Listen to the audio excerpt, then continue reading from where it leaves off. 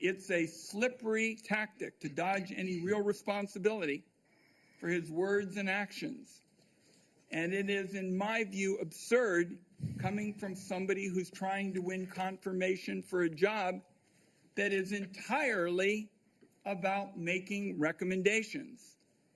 These recommendations are going to have life or death consequences for the American people. Mr. Kennedy, if you are confirmed, your recommendations determine which vaccines senior citizens get for free through Medicare. Your recommendation will determine which vaccines are given to millions of kids. Peddling these anti-vaccine conspiracy theories as our chief health officer is going to endanger the lives of kids and seniors across the nation. Just look at what happened when Mr. Kennedy inserted himself into an anti-vaccination crisis in the island nation of Samoa. He traveled there himself to push his views and pour fuel on the fire of a measles outbreak that began due to low vaccination rates. In the end, 83 Samoans died, mostly kids, from a disease that is easily preventable. Americans cannot afford to import this experiment to our great nation. On other healthcare matters, from abortion to universal healthcare, Mr. Kennedy has changed his views so often it is nearly impossible to know where he stands on so many of the basic issues that impact Americans' daily lives. In a gobsmacking statement of irresponsibility, in November 2023, Mr. Kennedy said that he wanted to pause infectious disease research for 8 years.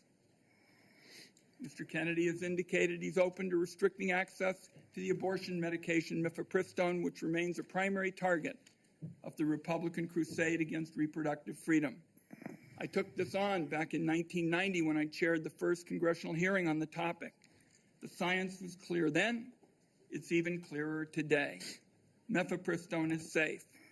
The only reason it's under question in 2025 is because people with a political agenda have been out lying about it. Women deserve to know if Mr. Kennedy will abuse his power as our country's chief health officer to essentially implement a national abortion ban by restricting access to the safe and legal medication. Meanwhile, as the Trump budget office threw the Medicaid program into chaos yesterday, Republicans in Congress are proposing deep cuts to the program that will rip away health care from millions of Americans who count on this vital lifeline. Cuts to Medicaid of this magnitude are going to jack up the cost of health insurance. It'll shutter nursing homes and rural hospitals, deprive seniors and Americans with disabilities of home-based care. That approach amounts to handing over our nation's health system to for-profit insurance companies who've made a fortune delaying and denying care. Mr. Kennedy has virtually no knowledge or experience in handling these issues. It leaves him unprepared to take on a crisis like the nation witnessed yesterday when the Trump budget office shut down the federal Medicaid payment portal.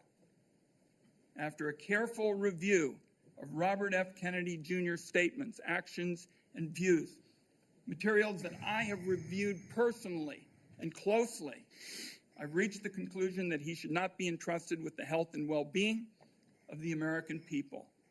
When he's taken every side of every issue, how can this committee and the American people believe he has anything to say?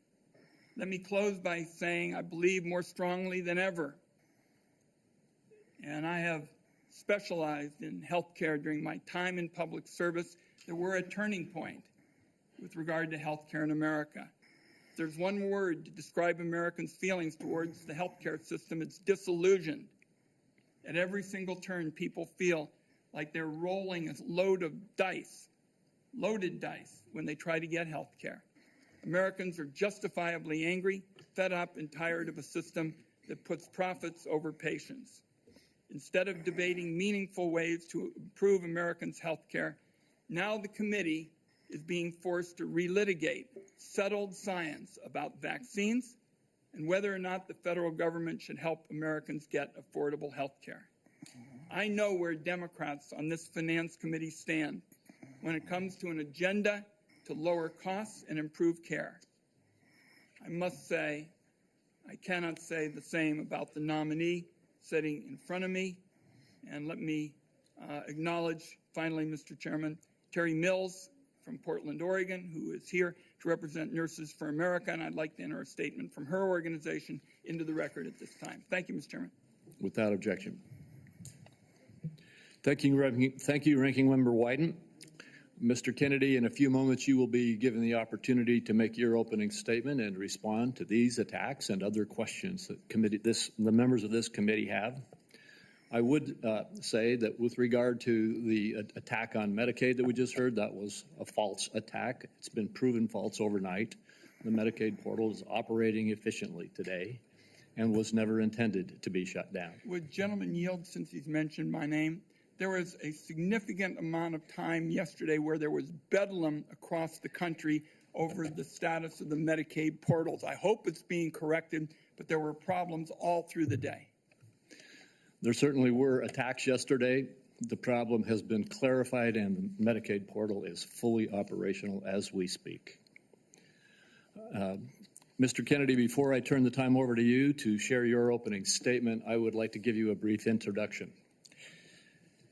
The son of Senator Robert F. Kennedy and nephew of President John F. Kennedy, Robert Kennedy Jr. has been an advocate for consumers since 1985. After graduating from Harvard University, Mr. Kennedy studied at the London School of Economics and received his law degree from the University of Virginia Law School and a master's degree in environmental law from Pace University. He has founded 2 advocacy groups and has spent the last 40 years working to restore and protect children's health. He was a former independent candidate in the 2024 presidential election, and President Trump nominated him this year to be in November of 2024 to be the HHS secretary. In announcing his nomination, President Trump stated, "Mr. Kennedy will restore these agencies to the traditions of gold standard scientific research and beacons of transparency and end the chronic disease epidemic and make America great and healthy again." Before you give your opening statement, Mr. Kennedy, I have 4 obligatory questions that we ask all nominees before this committee. First, is there anything that you are aware of in your background that might present a conflict of interest with the duties of the office to which you have been nominated? All right. No, Mr. Chairman. Thank you. Do you know of any reason, personal or otherwise, that would in any way prevent you from fully and honorably discharging the responsibilities of the office to which you have been nominated? No, I do not. Do you agree without reservation to respond to any reasonable summons to appear and testify before any duly constituted committee of Congress if you are confirmed? Yes, I do. And finally, do you commit to providing a prompt response in writing to any questions addressed to you by any senator of this committee? Yes, I do. Thank you, Mr. Kennedy. And before you begin, if you would like to, you may introduce your wife and children. Yes. My wife, Cheryl Hines, is here. My daughter, Kit Kennedy, my son, Bobby Kennedy, his wife, Amaryllis Fox Kennedy, and my nephew, Jackson Hines, is here, too. We welcome you all. Thank you. You may proceed with your statement. Thank you, Mr. Chairman. Chairman Crapo, Ranking Member Wyden, and members of this distinguished committee, I'm humbled to be sitting here today as President Trump's nominee to oversee the U.S. Department of Health and Human Services. I want to thank President Trump for entrusting me to deliver on his promise to make America healthy again. I also want to thank Cheryl and Kik and Bobby and all of my other children who are here today and all the many members of my large extended family for the love that they have so generously shared. Ours has always been a family that has been involved in public service, and I look forward to continuing that tradition. My journey into the issue of health began with my career as an environmental attorney, working with hunters and fishermen and mothers in the small town in the Hudson Valley and along the Hudson River. I learned very early on that human health and environmental injuries are intertwined. The same chemicals that kill fish make people sick also. Today, Americans' overall health is in grievous condition. Over 70% of adults and a third of children are overweight or obese. Diabetes is 10 times more prevalent than it was during the 1960s. Cancer among young people is rising by 1 or 2% a year. Autoimmune diseases, neurodevelopmental disorders, Alzheimer's, asthma, ADHD, depression, addiction, and a host of other physical and mental health conditions are all on the rise, some of them exponentially. The United States has worse health than any other developed nation, yet we spend more on health care, at least double, and in some cases triple, as other countries. Last year, we spent $4.8 trillion, not counting the indirect costs of missed work. That's almost a fifth of GDP. It's tantamount to a 20% tax on the entire economy. No wonder America has trouble competing with countries that pay a third of what we do for health and have better outcomes and a healthy workforce. But I don't want to make this too much about money. It's the human tragedy that moves us to care. President Trump has promised to restore America's global strength and to restore the American dream, but he understands we can't be a strong nation when our people are so sick. A healthy person has 1,000 dreams. A sick person has only one. Today, over half of our countrymen and women are chronically ill.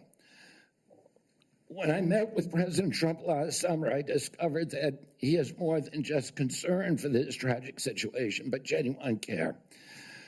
President Trump is committed to restoring the American dream, and 77 million Americans delivered a mandate to him to do just that, due in part to the embrace and elevation of the Make America Healthy Again movement. This movement, led largely by Maha moms from every state, you can see many of them behind us today, and in the hallways and in the lobbies, is one of the most transcendent and powerful movements I've ever seen. I promise President Trump that if confirmed, I will do everything in my power to put the health of Americans back on track. And I've been greatly heartened to discover a deep level of care among members of this committee, too, both Democrats and Republicans. I came away from our conversations confident that we can put aside our divisions for the sake of a healthier America. For a long time, the nation has been locked in a divisive healthcare debate about who pays. Well, when healthcare costs reach 20%, there are no good options, only bad ones.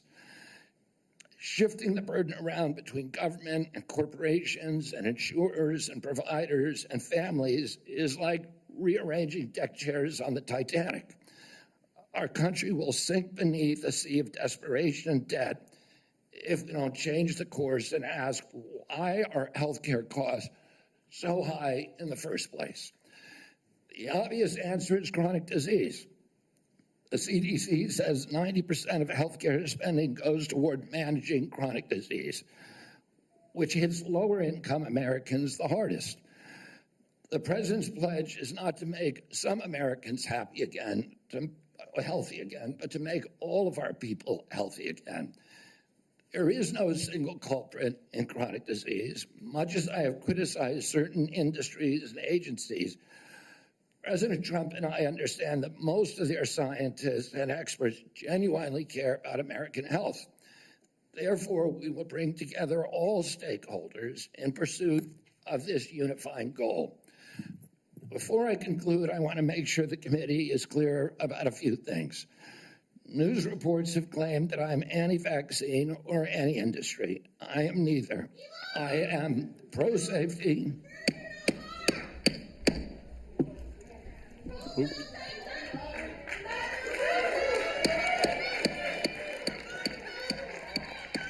have order. Please proceed, Mr. Kennedy. I am pro-safety. I worked for years to raise awareness about the mercury and toxic chemicals in fish, and nobody called me anti-fish. And I believe that that vaccines play a critical role in healthcare.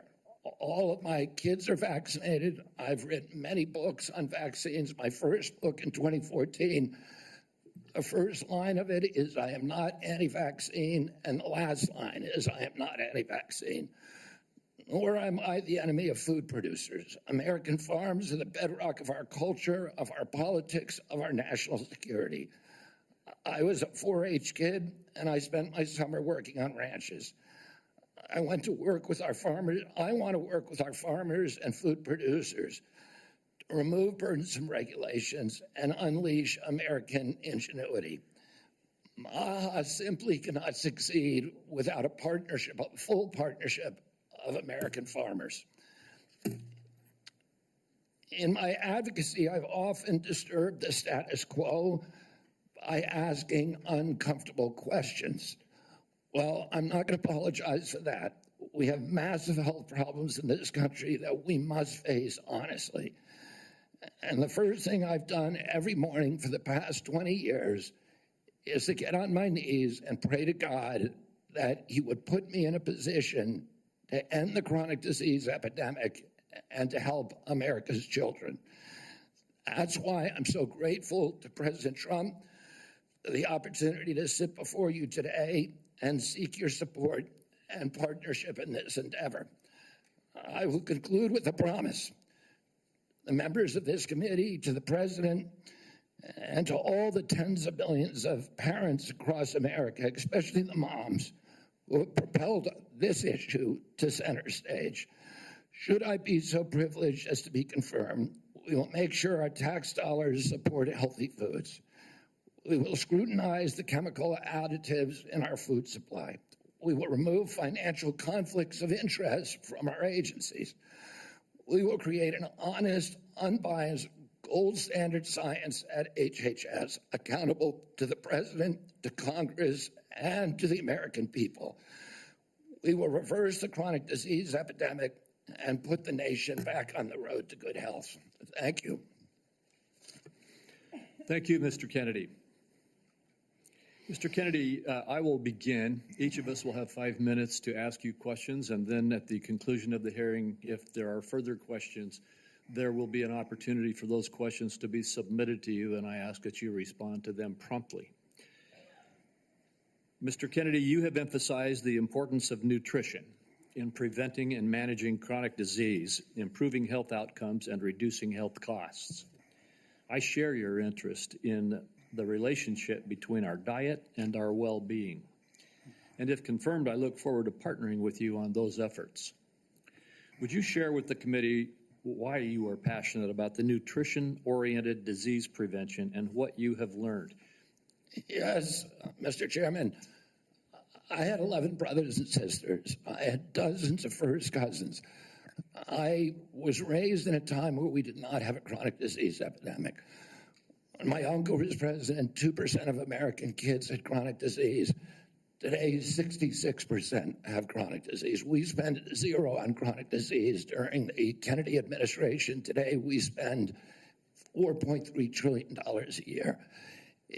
With 77% of our kids cannot qualify for military service. When I was a kid, the typical pediatrician would see one case of diabetes in his or her lifetime, 40 or 50-year career.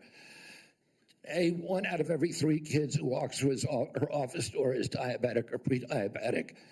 And the most recent data from NIH shows 38% of teens are diabetic or pre-diabetic. Autism rates have gone from 1 in 10,000 to 1 in 1,500, depending on what studies you look at. In my generation today, 70-year-old men, 1 in 34 in my kids' generation. We've seen this explosion of autoimmune disease, of allergic diseases.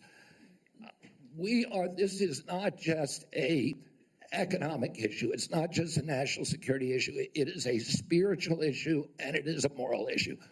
We cannot live up to our role as an exemplary nation, as a moral authority around the world, when we're writing off an entire generation of kids. Thank you very much. And if confirmed, how could we work together to integrate nutrition-based interventions into our healthcare programs like Medicaid and Medicare? Well, there are many ways that we can do that. The federal funding of the SNAP program, for example, and of school lunch programs could be a driver for helping kids. We shouldn't be giving 60% of the kids in school processed food that is making them sick. We shouldn't be spending 10% of the SNAP program on sugared drinks. So we have a direct ability to change things there. We also, in Medicaid and Medicare, we need to focus more on outcome-based medicine, on putting people in charge of their own health care, of making them accountable for their own health care so they understand the relationship between eating and getting sick. Most importantly, we need to deploy NIH and FDA to doing the research to understand the relationship between these different food additives and chronic disease so that Americans understand it and make sure that Americans are aware of it. I don't want to take food away from anybody. If you like a McDonald's cheeseburger, a Diet Coke, which my boss loves, and you should be able to get them. If you want to eat Hostess Twinkies, you should be able to do that, but you should know what the impacts are on your family and on your health. Thank you. Senator Wyden.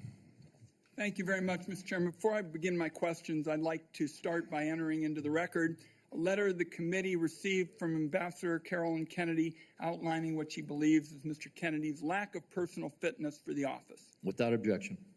Mr. Kennedy, you have spent years pushing conflicting stories about vaccines. You say one thing and then you say another. In your testimony today under oath, you denied that you were anti-vaccine. But during a podcast interview in July of 2023, you said, quote, "No vaccine is safe and effective." In your testimony today, in order to prove you're not anti-vax, you note that all your kids are vaccinated. But in a podcast in 2020, you said, and I quote, "You would do anything, pay anything to go back in time and not vaccinate your kids." Mr. Kennedy, all of these things cannot be true. So, are you lying to Congress today when you say you are pro-vaccine? Or did you lie on all those podcasts? We have all of this on tape, by the way. Yeah, Senator, as you know, because it's been repeatedly debunked, that statement that I made on the Lex Friedman podcast was a fragment of the statement.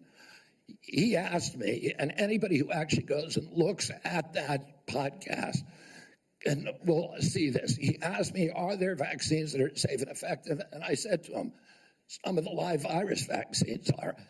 And I said, there are no vaccines that are safe and effective, and I was going to continue for every person. Every medicine has people who are sensitive to them, including vaccines. Right, so he interrupted me at that point.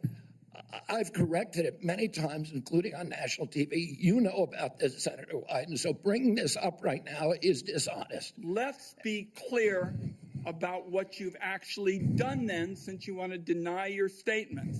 For example, you have a history of trying to take vaccines away from people.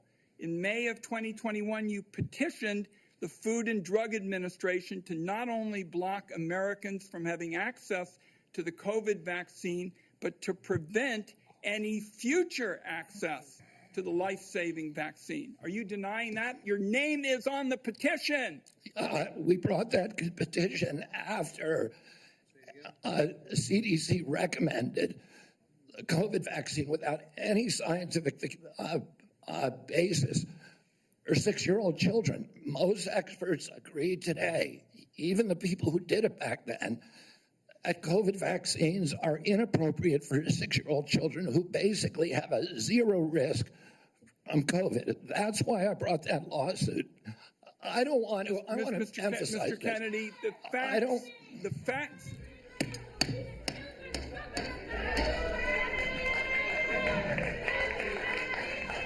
The committee will be in order. And to the audience. Hold on for a second, Mr. Kennedy. To the audience. Comments from the audience are inappropriate and out of order. And if there are any further disruptions, the committee will recess until the police can restore order. Please follow the rules of the committee.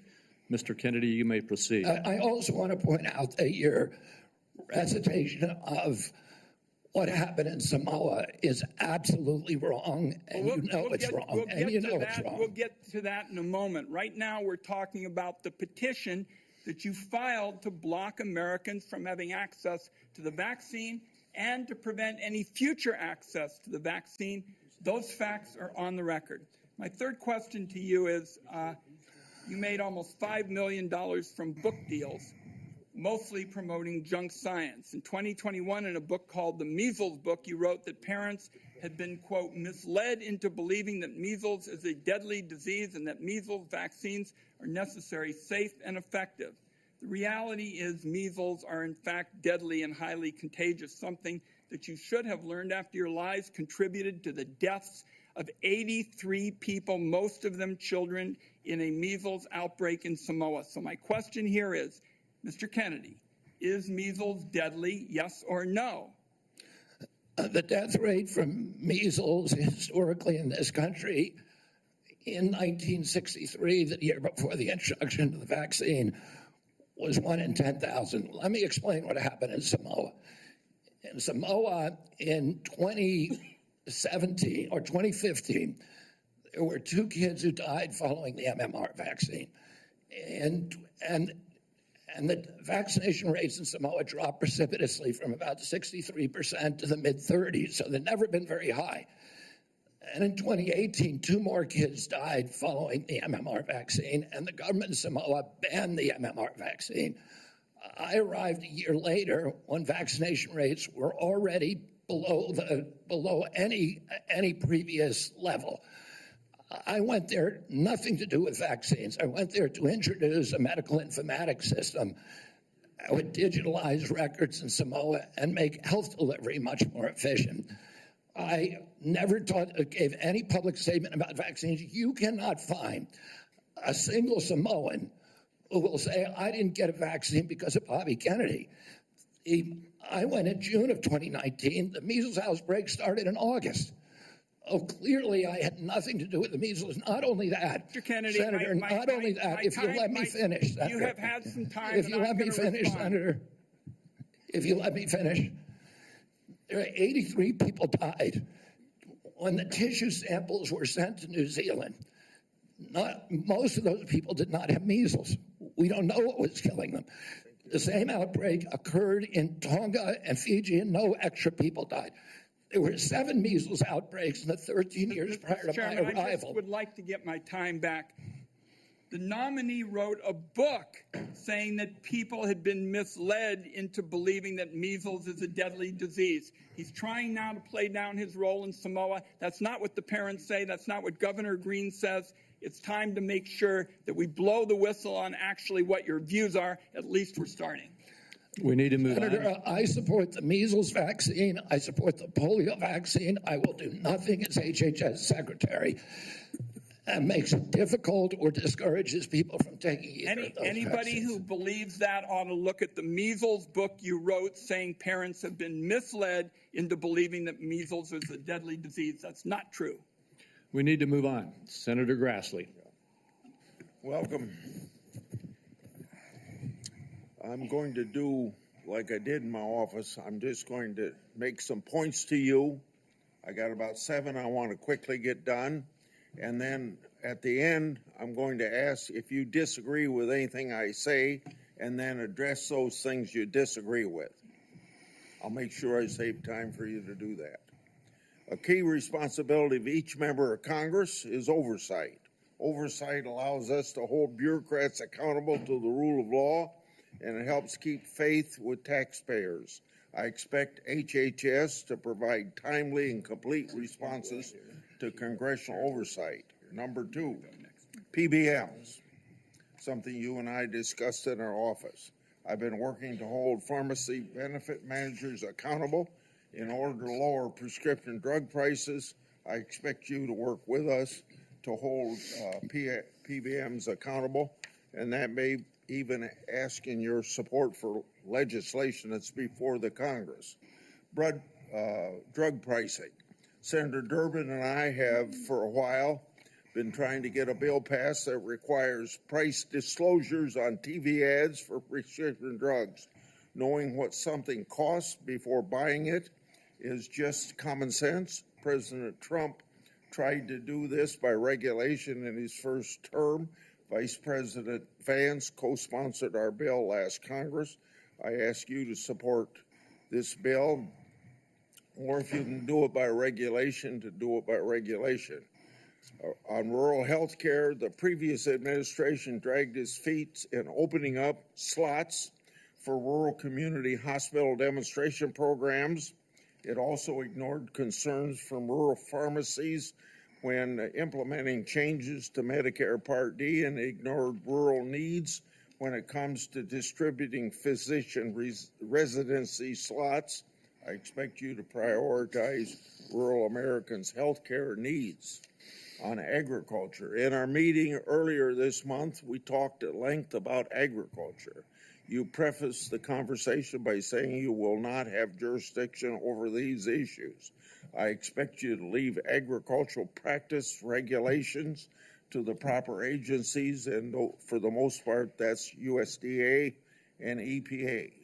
On dietary guidelines, I've sent letters to the Secretaries of Agriculture at HHS requesting that they provide information regarding conflicts of interest on the Dietary Guideline Advisory Committee to increase transparency. I expect you to provide Congress with confidential financial disclosures from the advisory committee before finalizing dietary guidelines, so we know that nobody has a vested interest in it, is having undue influence. Lastly, HHS, Office of Refugee Resettlement Oversight.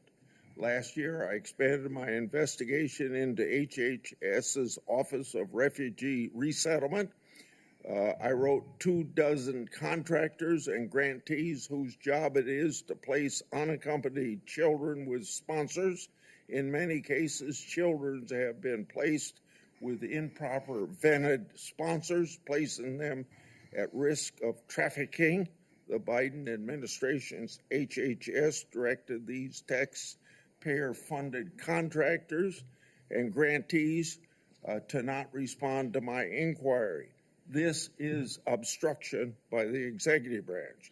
I expect you to produce to me the records and data I've requested and instruct HHS contractors to fully cooperate with my investigation. I also expect HHS to not retaliate against any whistleblowers, including those who identify ORR's failures in vetting sponsors of unaccompanied. You got 45 seconds to respond if you want to. I agree with all of those provisions, Senator. My approach to administration HHS will be radical transparency. If members of this committee or other members of Congress want information, the doors are open. I've spent many years litigating against NIH and its sub-agencies. HHS and its sub-agencies, NIH, CDC, FDA. on FOIA issues, trying to get information that we, the taxpayers, paid for, and oftentimes getting back redacted copies after a year or 2 years of litigation. That should not be the case. And if Congress asks me for information, you will get it immediately. Thank you.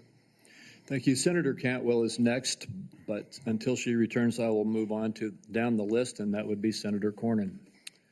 Mr. Kennedy, welcome to you and your family, and congratulations. I appreciate Senator Grassley raising the issue of the Office of Refugee Resettlement within the auspices of Health and Human Services. I think this may surprise people, but that's actually the responsibility of HHS, the Office of Resettlement Relocation.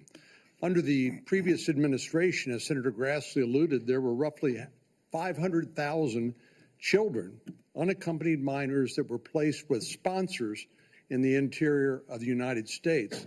The previous administration took the position that it was not the federal government's responsibility once these children were placed with these sponsors.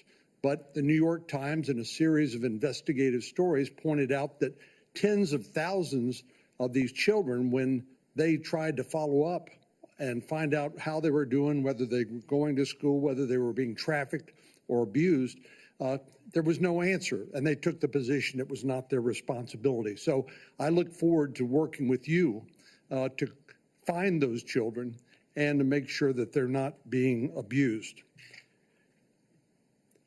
Millions of Americans are experiencing mild to moderate mental health and substance abuse issues, yet many struggle with timely and effective access. Primary care physicians are most likely to be seeing these individuals as opposed to a specialist, and it makes it important that these individuals, primary care physicians, be trained in patient-centered care, which would strengthen the integration of behavioral health care with primary care services. Is this something that you are concerned about, something you'd be willing to work with us on in order to implement? Yes, Senator, and let me just reassure you that President Trump has personally spoken to me about locating those 300,000 children who disappeared over the last 4 years. I don't think anybody has a fully accurate number, but it's hundreds of thousands, I agree. And many of them we know have been sex trafficked and childhood slavery, and it is a blight on America's moral authority, and we need to find those kids. In terms of addiction services and substance abuse services, this is a priority for me. It was a priority for me when I was running for president during my campaign. I was a heroin addict for 14 years. I've been 42 years in recovery. I go to 12-step meetings every day, so I hear the stories every day. And I hear the many stories about denial of, or the barriers to access to care. And we need to improve that. And to answer specifically to your question, I think we can do that through GME, which is a program that is funded by HHS, that is the largest funder for medical school students. And that's one of the things for primary care physicians should understand addiction care. Addicts almost always go through a cycle where there is a moment where they hit periodic bottoms where they're ready to go into treatment. But it's fleeting and it's momentary. And we have that opportunity to save their lives. And then if we miss that little short window, they're off to the races again. I appreciate your answer. Our time is short. Let me get to one more question that I think is very important. Under the first Trump administration, the number of people receiving HIV treatment in Africa through the President's Emergency Plan for AIDS Relief, otherwise known as PEPFAR, it increased, this is during the first Trump administration, from 13 million people to 18 million people across 50 countries, primarily in Africa. Africa has about 1.3 billion people today, or in 2021. It's projected to have 2.5 billion people by 2050, or 25% of the global population.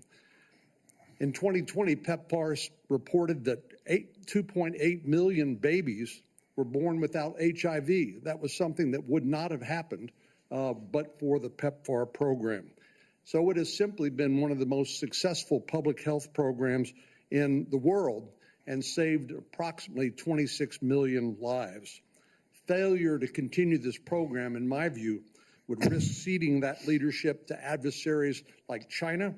And I'd like to know whether you support the objectives and goals of PEPFAR, and would you work with me and my colleagues to make sure that this program continues to provide life-saving antiviral drugs to people who are most in need? I absolutely support PEPFAR, and I will happily work with you to strengthen the program. Thank you. Senator Bennett. Thank you, Mr. Chairman. Thank you, Mr. Kennedy, for being here this morning. And I think that, Mr. Chairman, we are truly through the looking glass this morning here in the U.S. Senate, and this committee is being asked to fulfill a really important responsibility, which is to decide whether to confirm Mr. Kennedy to one of the most important health care jobs in America. And the reason I think it's so important is for many of the reasons you said in your opening statement, which is that we live in the richest country in the world, and we have some of the worst health outcomes of any industrialized country in the world. We live in the richest country in the world, and we have some of the lowest life expectancy rates of anybody in the industrialized world. I was a school superintendent before I was in this job, Mr. Chairman, and I can tell you that Mr. Kennedy's right, that when I look at the kids in the Denver public schools, if we don't change the way we eat in this country, 40% of them are going to suffer adult diabetes as a result of their diet.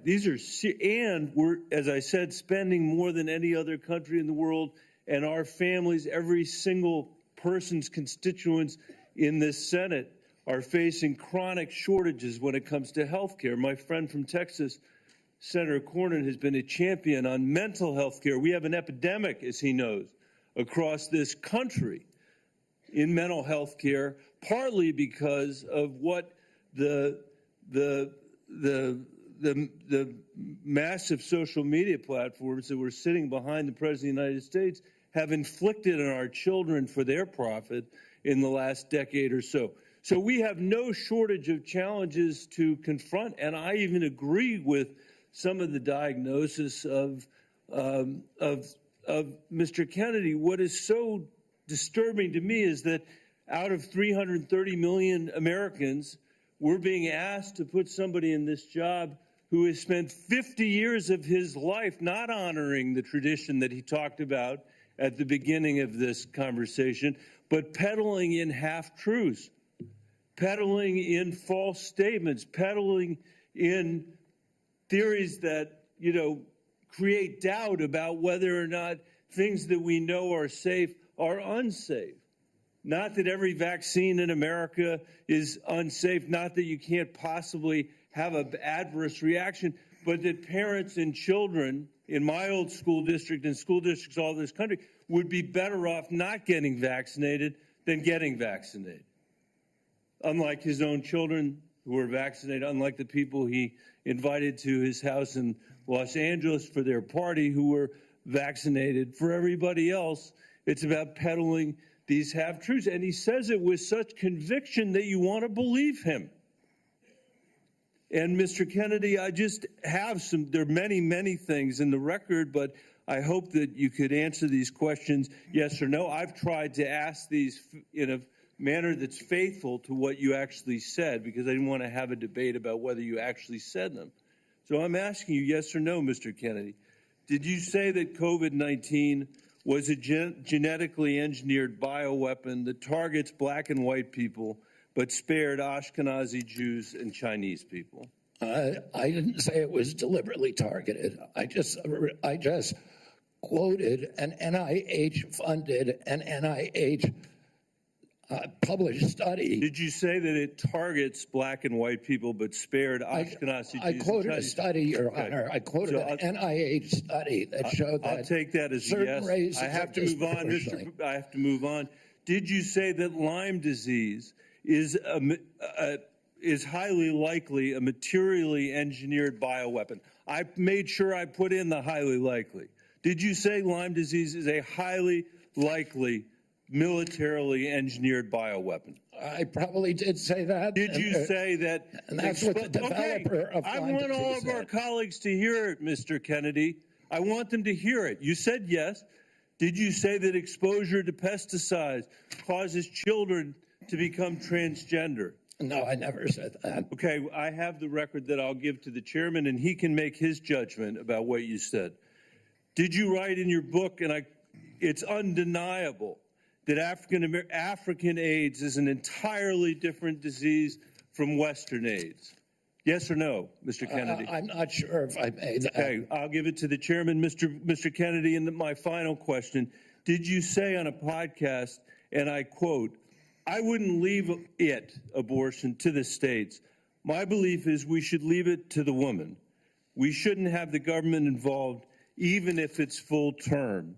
Did you say that, Mr. Kennedy?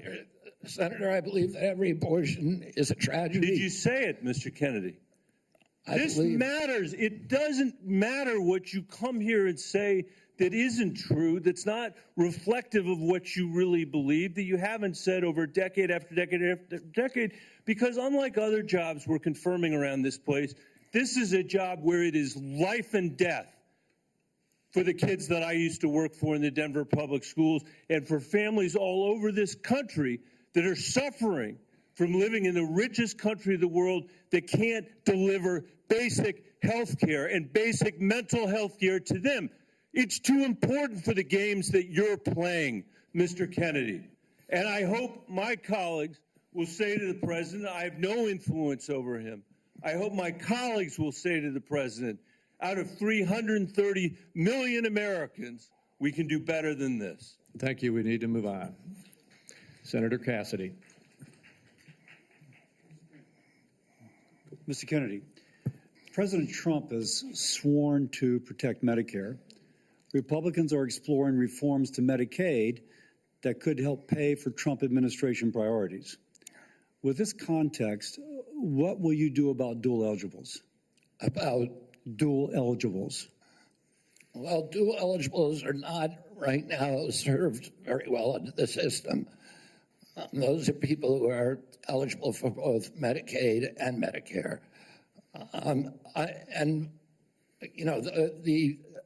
I suppose my answer to that is to make sure that the programs are consolidated, that they're integrated, and the care is integrated. I look forward to working with you, Dr. Cassidy, on making sure that we take good care of people who are Thank you. dual eligible. And how do you propose that we integrate those programs?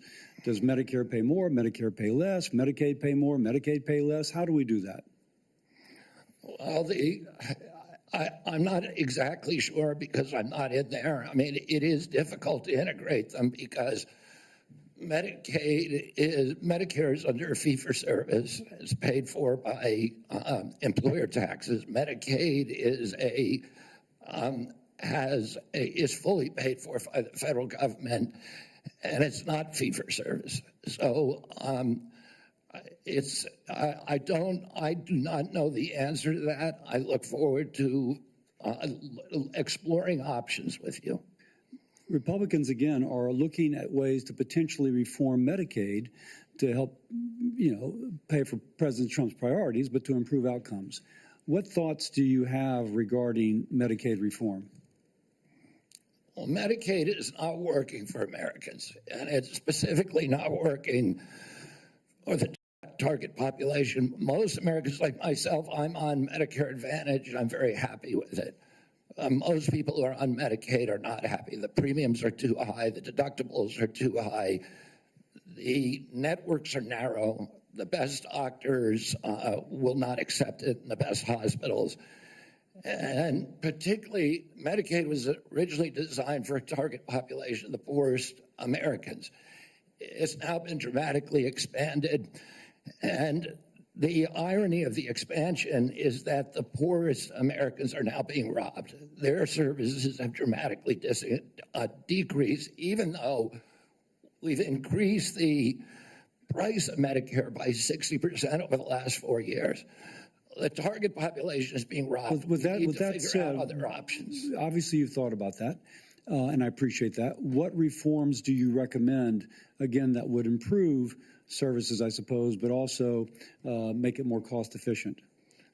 Well, President Trump has given me the charge of improving quality of care and lowering the price of care for all Americans.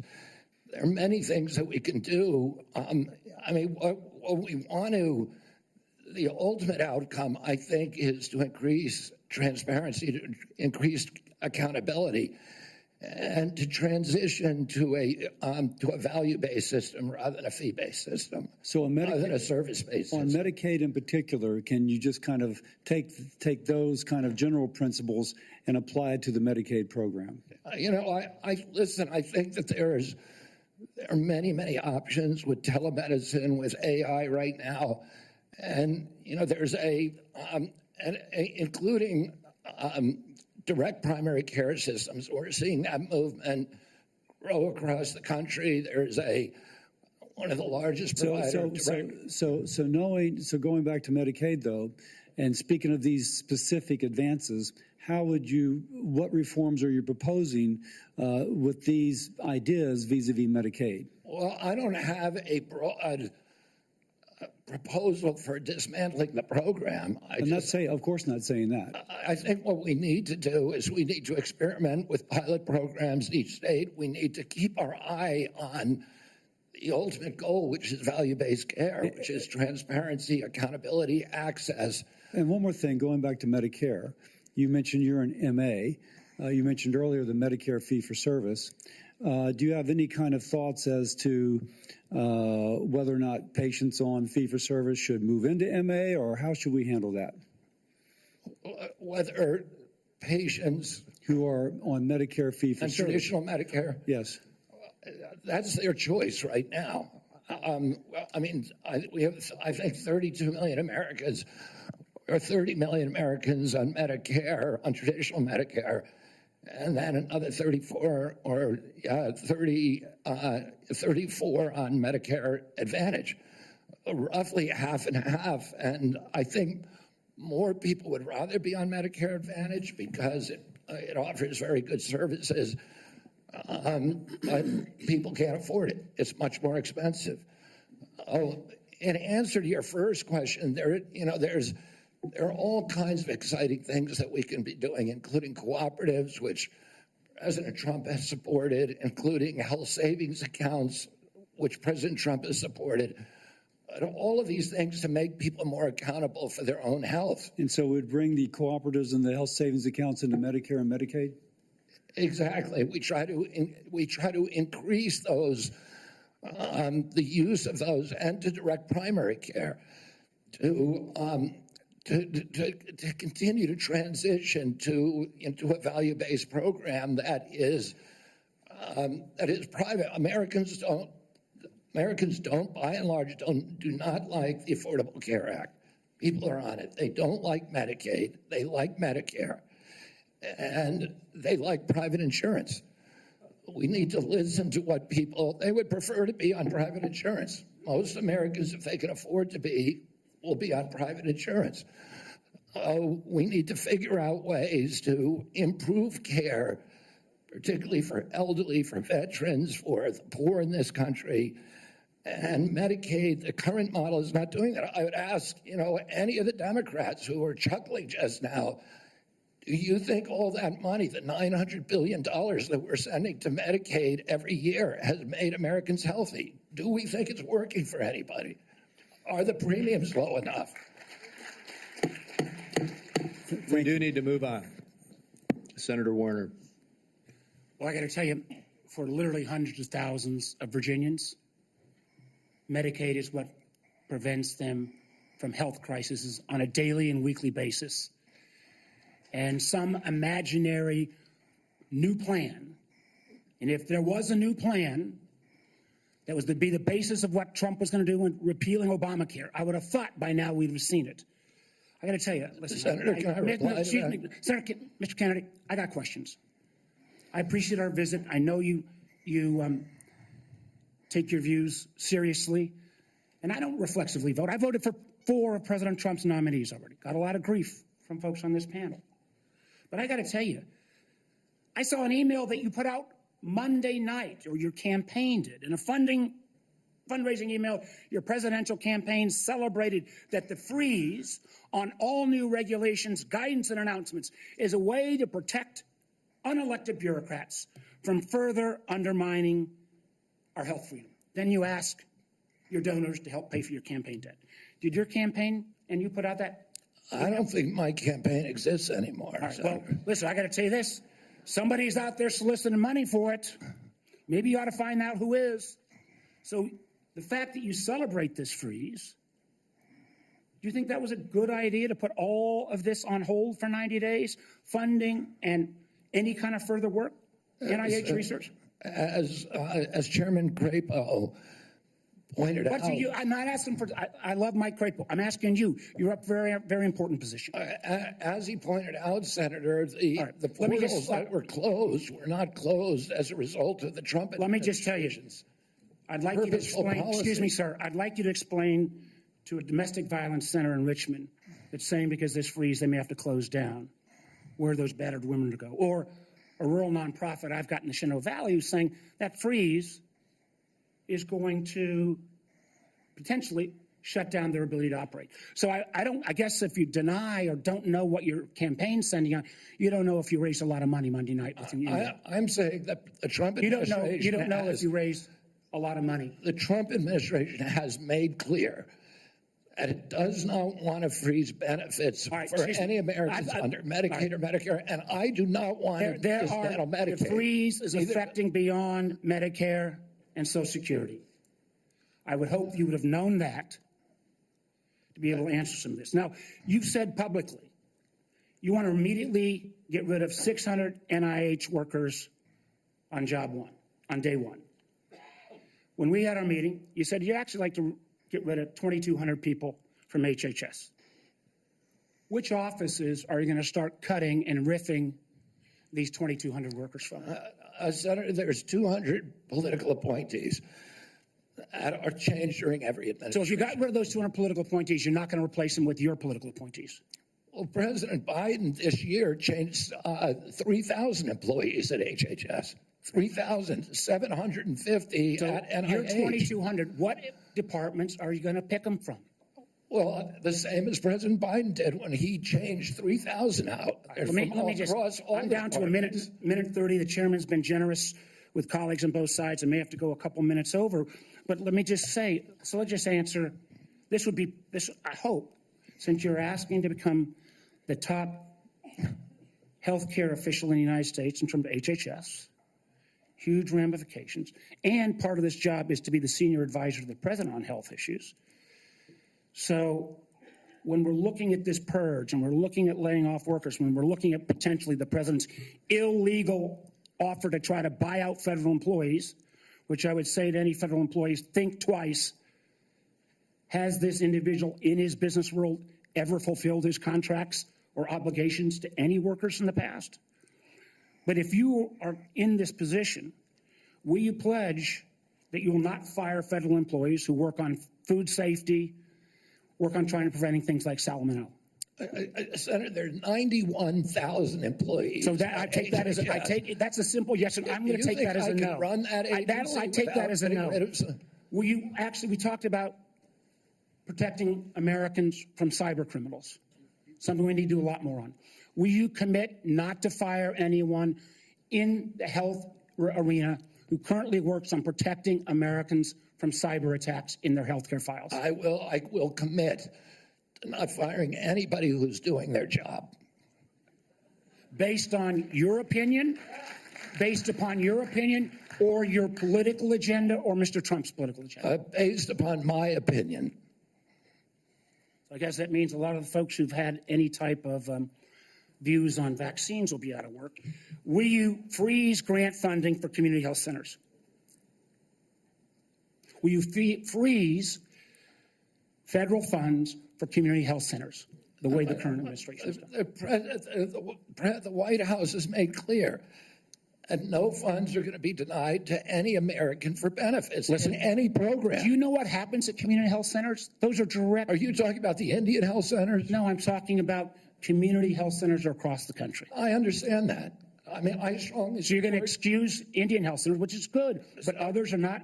They're going to get their funds frozen.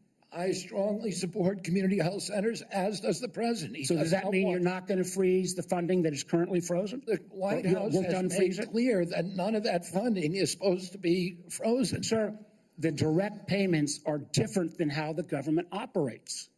We fund the federal government down to community health centers. As a former governor, there's lots and lots of state programs that are related to health care that come from the federal government. They come down to the state, then it goes to local programs.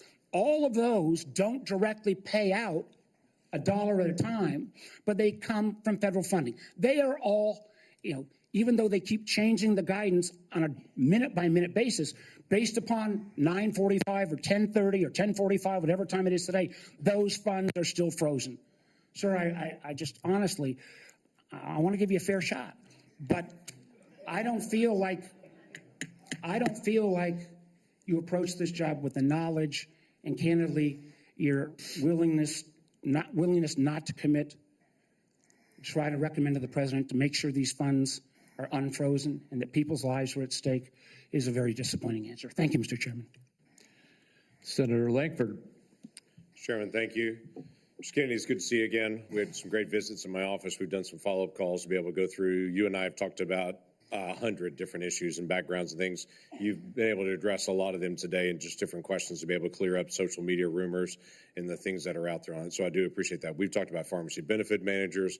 We've talked about the nursing home rule the Biden administration put down. We talked about your views on agriculture and commercial and row crop agriculture. We've talked about food issues, and you made it very, very clear. You're not going to tell Americans what to eat, but you do want Americans to know what they're eating. And I think that's a pretty fair perspective on that. I do want to talk to you about some areas that you and I have talked about as well. We have some disagreements, you and I, on the issue of life and when life begins on that. You've been very outspoken on that, and we've had some good opportunities to be able to talk about that. Title 10 is specifically in the HHS area. This has been an area that has been interpreted for a long time, and President Trump in the first administration interpreted that rule to say that his administration will prohibit the performance, referral for, or promotion of abortion as a part of the Title 10 program. That he made that very clear in the first administration. Obviously, that's his decision to make again on that, on how he wants to handle that, and he's made a lot of public statements on that. The Biden administration not only reversed that, not only rescinded that rule, but they went one step the other direction. In my state, in Oklahoma, as you and I have talked about, the Biden administration cut off funding to the state of Oklahoma for AIDS testing, for breast cancer screening, and for other areas of poverty health care because my state didn't promote abortion. It wouldn't provide.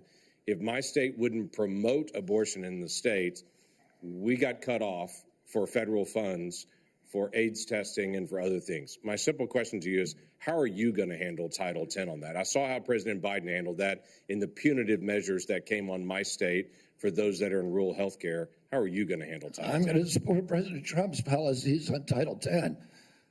I agree with President Trump that every abortion is a tragedy. I agree with him that we cannot be a moral nation if we have 1.2 million abortions a year. I agree with him that the states should control abortion. President Trump has told me that he wants to end late-term abortions, and he wants to protect conscience exemptions, and that he wants to end federal funding for abortions here or abroad. That's Title 10. I serve at the pleasure of the president. I'm going to implement his policies. Thank you for that. President Biden, when he came in, immediately closed down the Office of Civil Rights and Conscience Protections within HHS. There's a statement that's come out recently that he's going to reopen that office again to be able to protect the civil rights of Americans. One of the things that Javier Becerra did immediately when he came into HHS was conscience protections for medical professionals that were being compelled against their conscience to perform medical procedures that violated their conscience. Javier Becerra stepped in immediately into HHS and withdrew that and said, no, the federal government will tell you what you believe about these issues. You don't have conscience protections anymore, and refuse to protect those folks. Will you step in and say that healthcare individuals have the right of conscience again, as the federal law allows? Yeah, I mean, the first thing that occurs to me when you ask that question is what patient would want somebody doing a surgery on them that, believes that the surgery is against their conscience being forced to perform that? I don't know anybody who would want to have a doctor performing a surgery that the doctor is morally opposed to. Listen, I came from a family that was split on life and choice. I have cousins today who believe that abortion at any stage is equivalent to homicide. Now, there are other people who believe the opposite. But the good thing in my family that I really loved is that we were able to have those conversations and respect each other. And I wish that we could do that nationally. And if forcing somebody to participate in a medical procedure as a provider that they believe is murder does not make any sense to me. We need to welcome diversity in this country. We need to respect diversity, and we need to respect each other when we have different opinions, and not force our opinions on other people. Yeah, thank you for that. The FDA, under the Biden administration, changed the rules for the chemical abortion drug and said you no longer need to see a physician. So if you have an ectopic pregnancy or all kinds of, don't even go anymore to see a physician. But they also changed an area that has been something that's been very particular. You've talked about a lot, and that's transparency. They changed the position and said, don't tell us if there's a side effect on this drug unless she dies. But other than that, don't tell us anymore. Literally, don't give transparent information to the American people or to the women who take this drug anymore. We don't want that reported. My question to you is, will FDA move to be able to actually give transparency to the American people and to say, this drug is no different than any other drug. We're not going to protect it just because it's political for some folks. People should know side effects on this drug, and there should be reporting. Yeah, I mean, it's against everything we believe in this country that patients or doctors should not be reporting adverse events. We need to know what adverse events are. We need to understand the safety of every drug, mifepristone and every other drug. And President Trump has made it clear to me that one of the things, he is not taking a position yet on mifepristone, a detailed position, but he's made it clear to me that he wants me to look at safety issues. And I'll ask NIH and FDA to do that. Thank you. Senator Whitehouse. Thank you, Chairman. Mr. Kennedy, I only have 5 minutes with you, and I've got a lot of experience with CMS, so you're just going to have to listen. 2 things. One, if you want to move from advocacy to public responsibility, Americans are going to need to hear a clear and trustworthy recantation of what you have said on vaccinations, including a promise from you never to say vaccines aren't medically safe when they in fact are, and making indisputably clear that you support mandatory vaccinations against diseases where that will keep people safe. You're in that hole pretty deep. We've just had a measles case in Rhode Island, the first since 2013. And frankly, you frighten people. 2, I want to air harms that Rhode Island has experienced from a remorseless, senseless CMS bureaucracy. CMS has for years maintained a reimbursement system that the bureaucracy could never explain, never justify, that persistently pays Rhode Island providers less than neighboring Massachusetts and Connecticut providers. A differential of 23 and 26% in our regional healthcare market. The Pending Ahead program can begin to remedy this, at least for value-based care, and it must. There has to be payment parity in the region. Rhode Island's healthcare system is bleeding out because we aren't paid what neighboring hospitals and doctors are paid. And the one act CMS took on this years ago was to make it worse. The CMS bureaucracy has also attacked one of the best accountable care organizations in the country, Rhode Island's Integra Family Doctors. Tried to throw them off the shared savings program because they said Integra years ago briefly fell 137 patients short of the 5,000 patients that ACOs need. CMS wouldn't listen until a court found that to be unjustified, likely illegal, irreparable harm to this high-performing ACO and its patients, and contrary to the public interest. That must stop.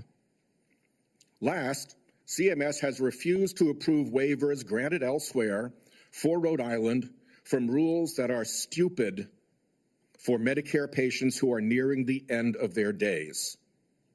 Here's what families see. Granny is home dying. She needs to transfer to a nursing home, and Medicare insists on putting her 3 days and 2 nights in a hospital. Expensive, frightening to Granny and the family, and stupid. Granny's home dying and can't get palliative and curative care together. Inhumane and stupid.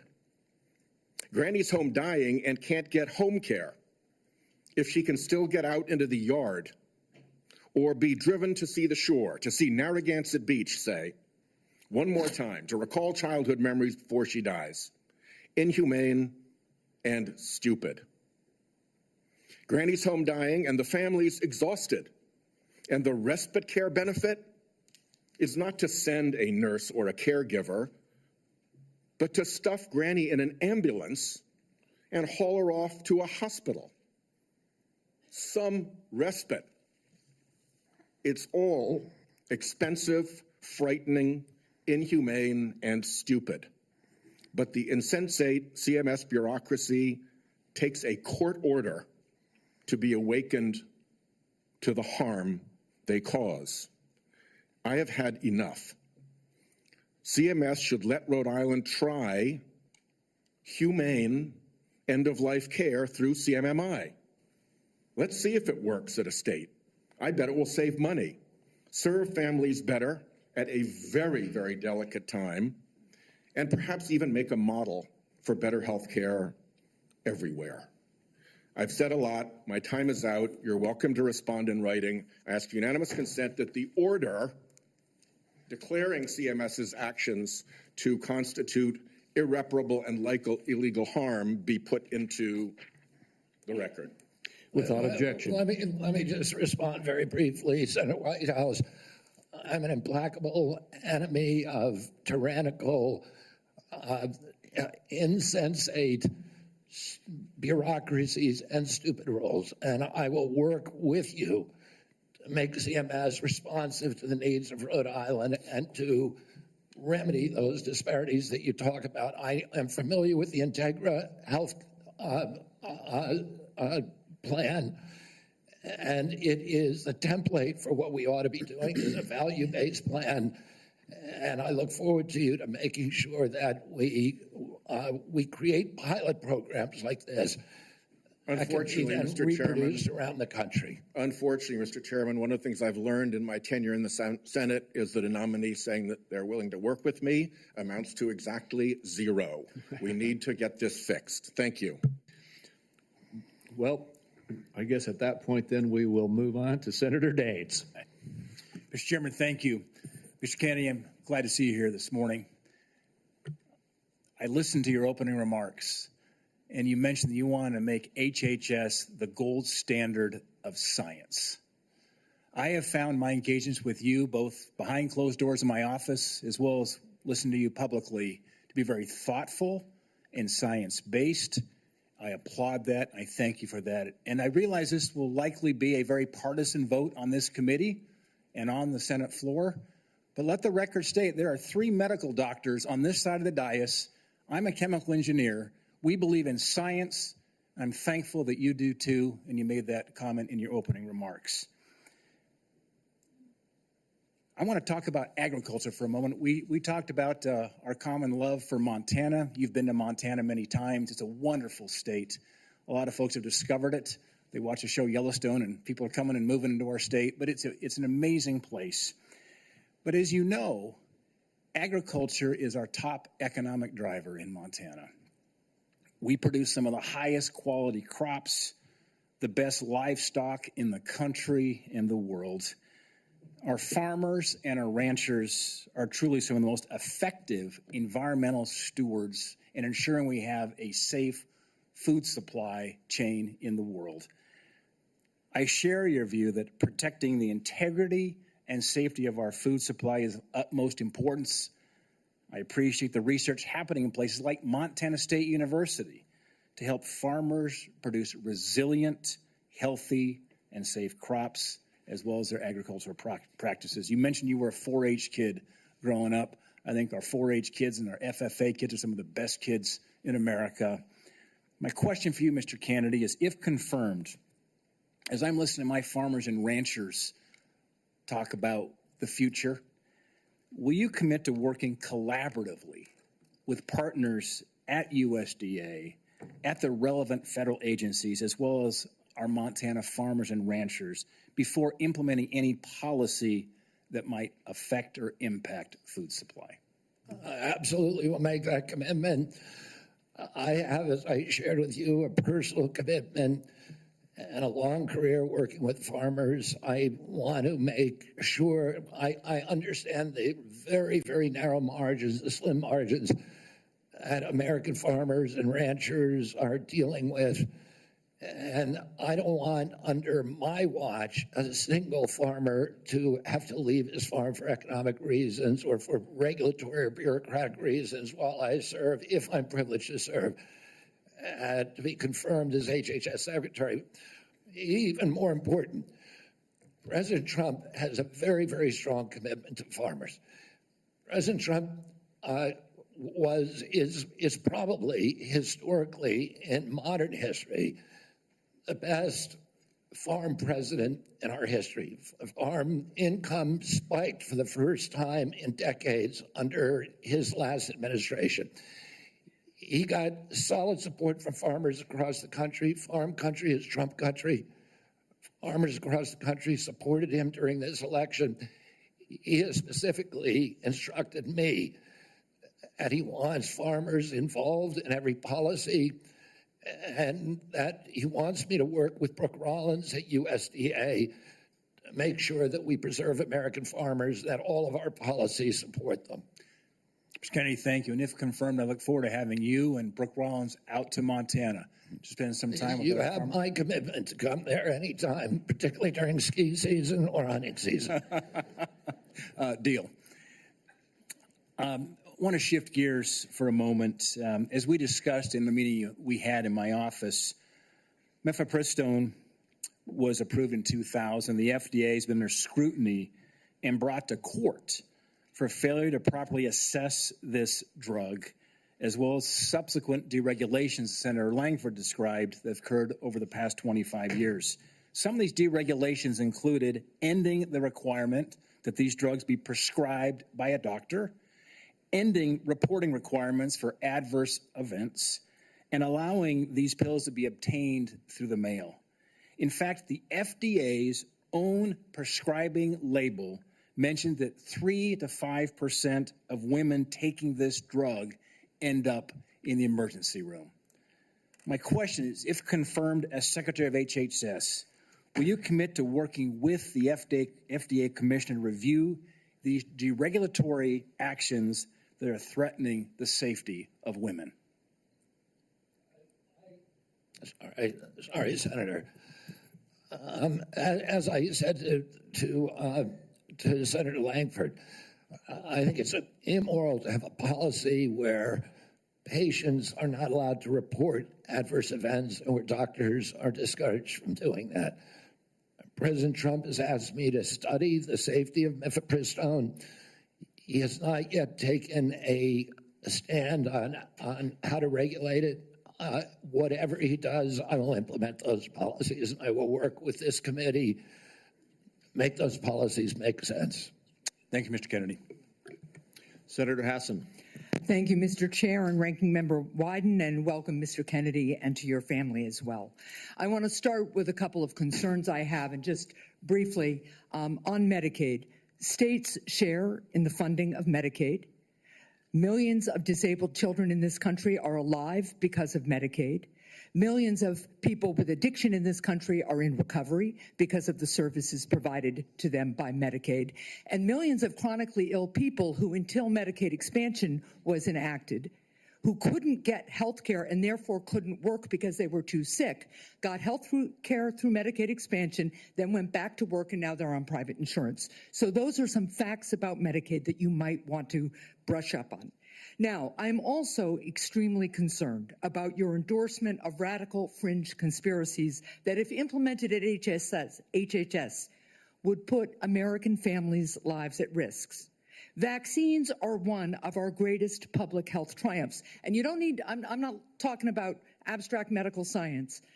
One of the people who helped raise me was my grandfather, who was a pediatrician. He practiced medicine in this country from 1921 until the mid-1980s. And I heard details about the difference those vaccines made in saving lives in the children who were under his care.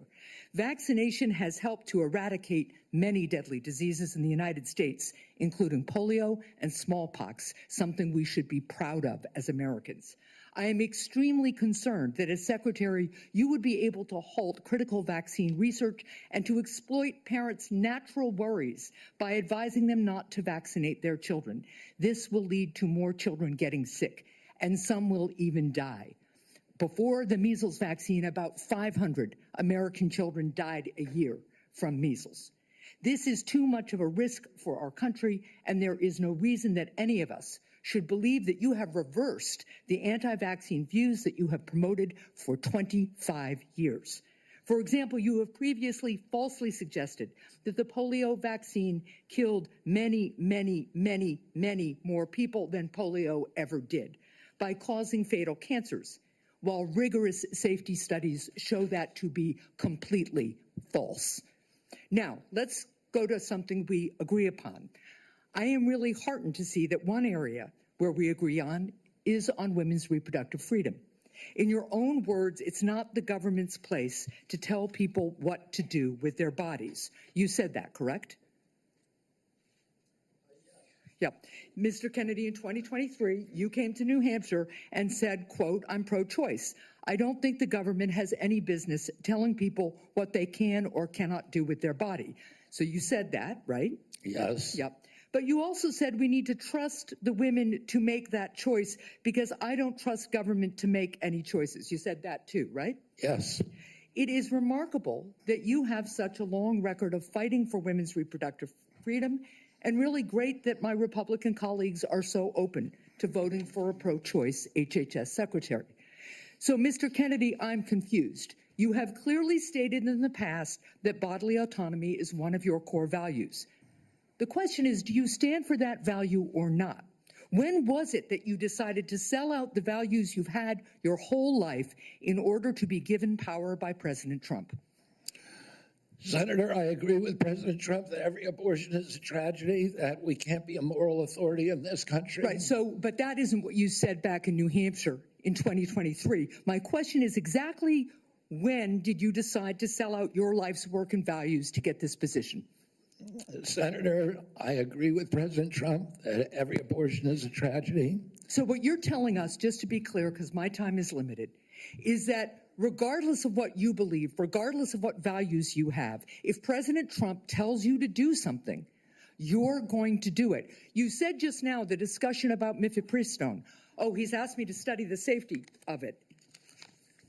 Here are the safety studies that tell us mifepristone is safe and effective. And I asked Mr. Chair that these about 40 studies be admitted to the record by unanimous consent. Without objection. So the studies are there. The safety is proved. The science is there. But what you're telling us is if President Trump orders you to take action to make it harder for women to get direly needed health care, you'll follow his order. If Mr. Trump, as he did yesterday, orders a halt on Medicaid payments that are essential for taking care of people with disabilities all around this country, you're going to follow that order because you are willing to sacrifice your values, your knowledge, if President Trump tells you to do that. That, to me, is unacceptable in a Secretary of Health and Human Services.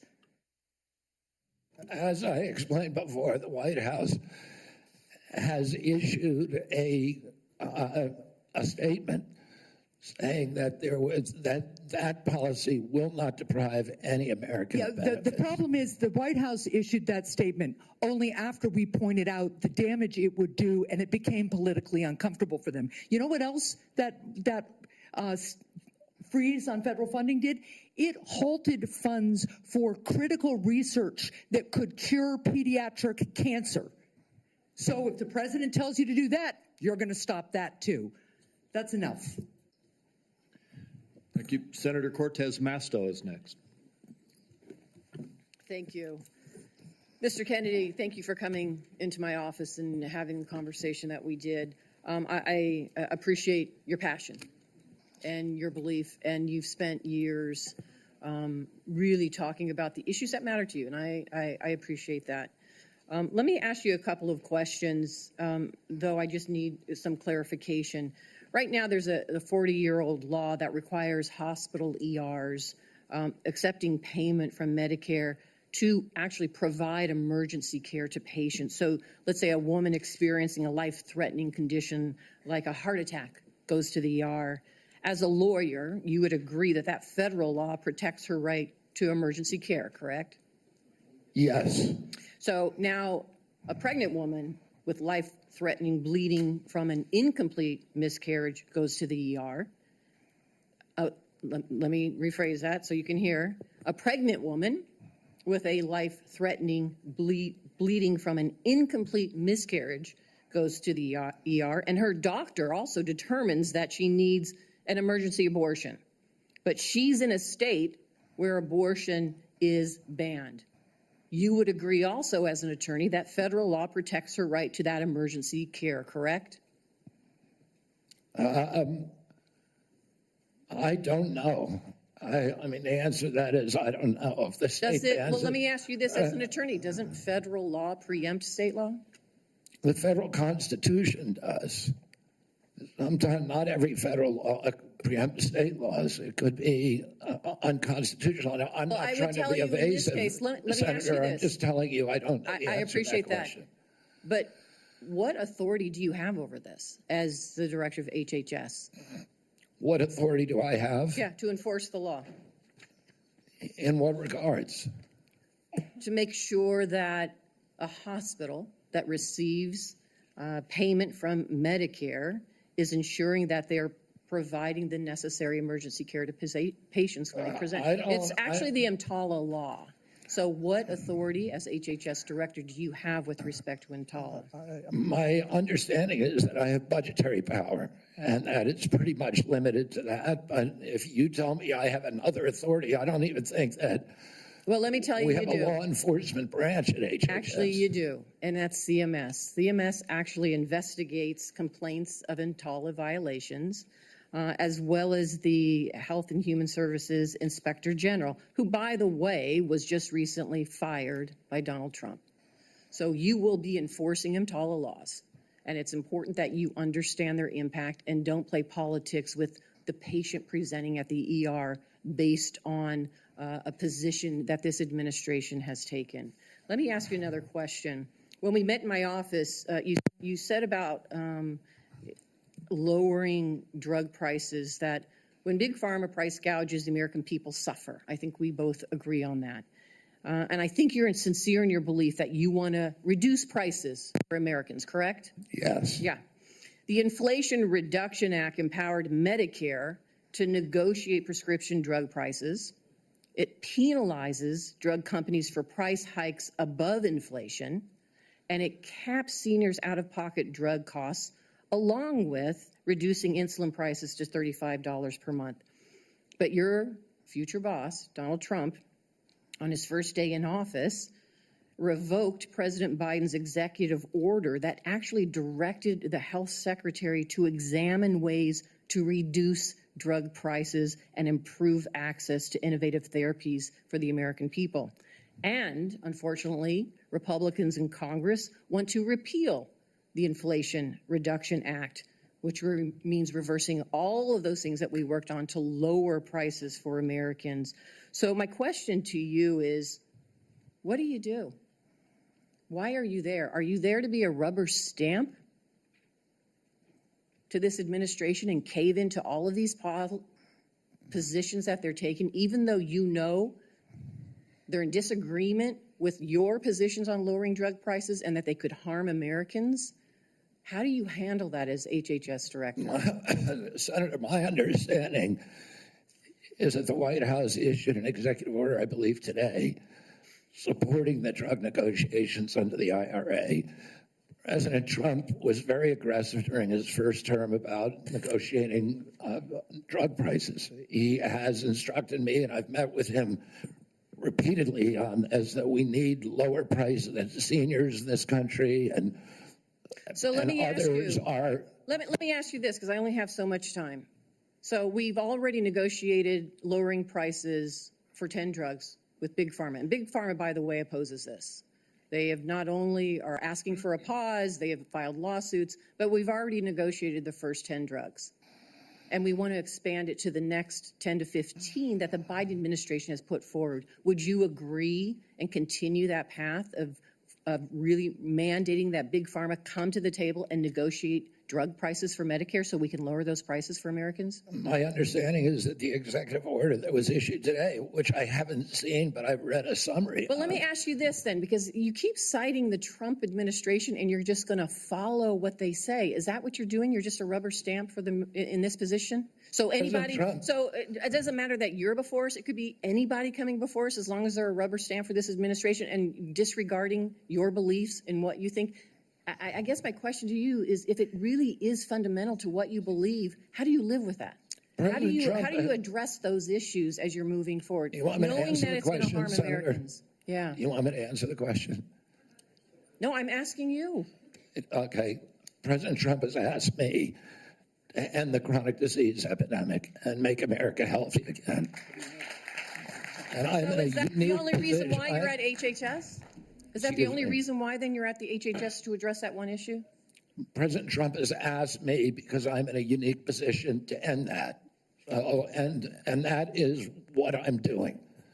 And if we don't solve that problem, Senator, all of the other disputes we have about who's paying, and whether it's insurance companies, whether it's providers, whether it's HMOs, whether it's patients or families, all of those are moving deck chairs around on the Titanic. Our ship is sinking. Our 60% increase in Medicaid over the past 4 years is the biggest budget line now, and it's growing faster than any other. And no other nation in the world has what we have here. No other nation has a chronic disease. We have the highest chronic disease burden of any country in the world. We had, during COVID, we had 16% of the COVID deaths in a country. We only have 4.2% of the world's population. We had a higher death count than any country in the world. And when CDC was asked why, they said it's because Americans are the sickest people on earth.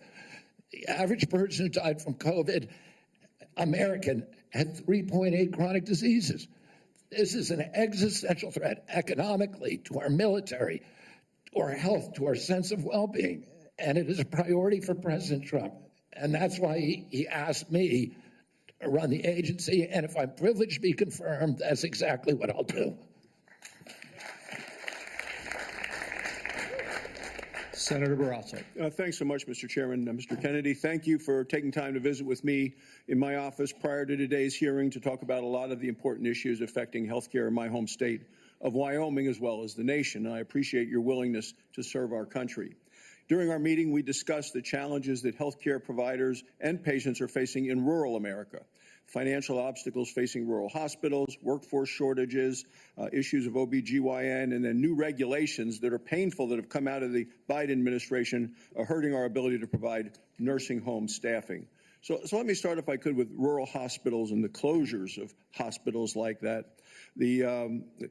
There are a lot of challenges facing hospitals in rural communities and frontier areas. We have 33 hospitals in Wyoming. 26 are really located in various locations, often hard to get to. Weather impacts them. 6 of the hospitals are at risk of closing. 2 are at immediate risk of closing in the next 2 years. 10 have had to cut available services. And this is a concern of rural hospitals in both Republican and Democrat states, either way, bipartisan. Critical that the workforce challenges, financial challenges that we're facing are addressed. Can you commit to working with us on a plan to address the critical nationwide issue of rural health care? Yes, yes, Senator. And I would say that during my visits, I visited almost 60 senators so far.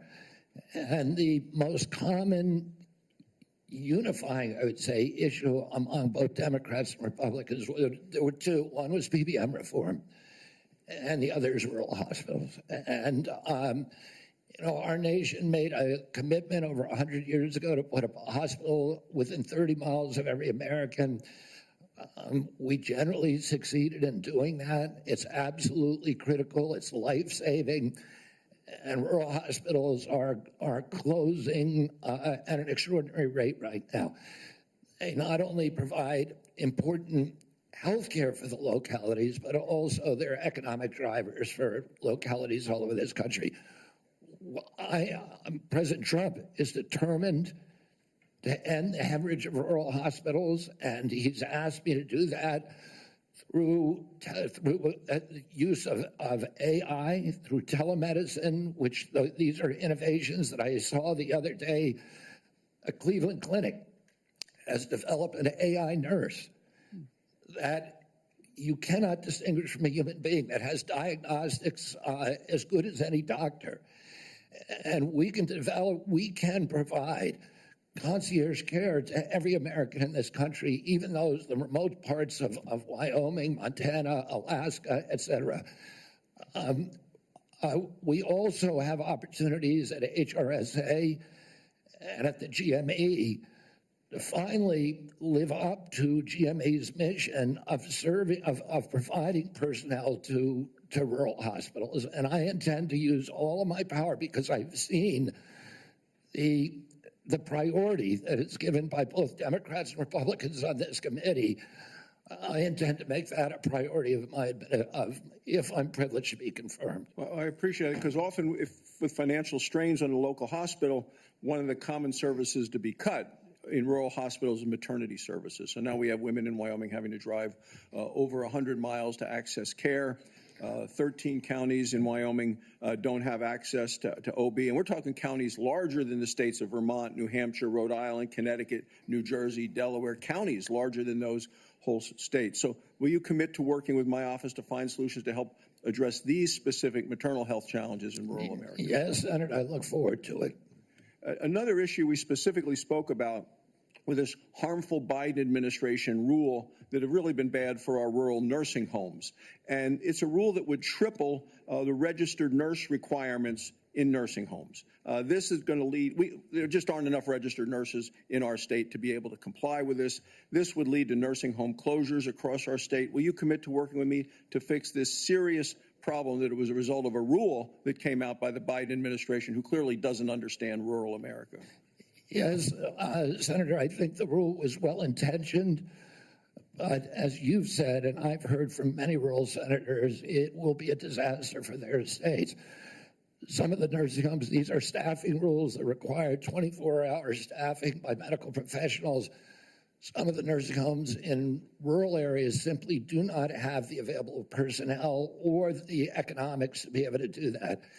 It will mean the closure of nursing homes in rural areas across our country, which means the parents, the elderly parent, will be moved a great distance from the local community and their family. And we know that The single greatest driver of high-quality nursing home care is the involvement, the proximity of family members. When you move that nursing facility away from the community where the kids live, you're going to get much worse care. So the intention, although it was noble, was in reality, for rural areas at least, it is going to be a disaster. Thank you. Thank you, Mr. Chairman. Thank you. Senator Johnson. Mr. Kennedy, welcome. Thank you for being here. Thank you for your decades-long advocacy for a clean environment, for children's health. I can't say as I'm surprised by the hostility on the other side. I'm highly disappointed in it. I don't know if you remember when you called me up and you were contemplating setting your political differences aside, joining forces with President Trump on an area of agreement, addressing chronic illness, trying to find the root cause of all these problems facing this nation. My first response was, Bobby, this is an answer to my prayers. We need to get to the answers of this, but even more, we need to heal and unify this divided nation. I'm not necessarily the most optimistic guy because we've got enormous challenges facing this nation, but I thought, wow, here's somebody from the left, somebody I don't agree with on many issues politically, coming together with President Trump and focusing on an area of agreement, something that the American people desperately want. Finding out the answers. What has caused autism? What is causing chronic illness? Ms. Kennedy, I think I've come to know what's in your heart. I think I know the personal and political price you've paid for this decision. I want to say publicly, I thank you for that. I truly appreciate what you're doing here. Can't we come together as a nation and do this? Can we do? Aren't you getting tired of this? I'm getting tired of this. So again, Mr. Kennedy, I need to enter in the record. These are just 11 letters of support signed by 63,000 people, thousands of doctors.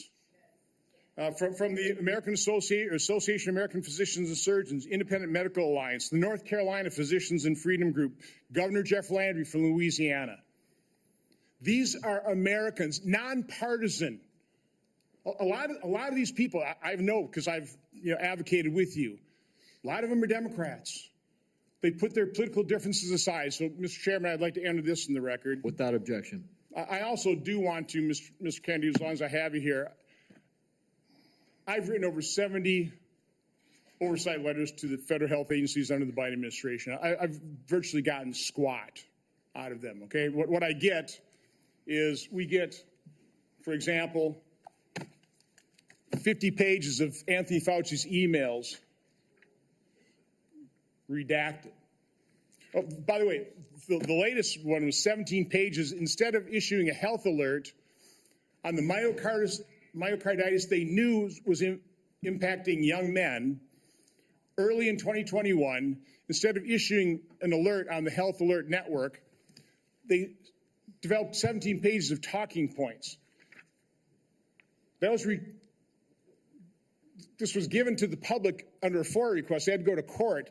They've got a new way of redacting. They don't black things out. They just give you white pages, so you don't even know what they have redacted. So again, I've issued a subpoena now to cover the information I've requested in 70 oversight letters. My question to you is, as Secretary of HHS, will you honor these requests from Congress, and will you make HHS transparent? Yeah, my approach to HHS, as I said before, Senator, is radical transparency. Democrats and Republicans ought to be able to come in and get information that was generated at taxpayer expense, that is owned by the American taxpayer. They shouldn't get redacted documents. Public health agencies should be transparent. And if we want Americans to restore trust in the public health agencies, we need transparency. I want to say something about what you first said. When I launched my campaign, it was about uniting Americans, Democrats and Republicans. There's no issue that should unite us more than this chronic health epidemic. There's no such thing as Republican children or Democratic children. These are our kids. 66% of them are damaged. I know what a healthy kid looks like because I had so many of them in my family. I didn't know anybody with a food allergy growing up, peanut allergy. Why do 5 of my kids have allergies?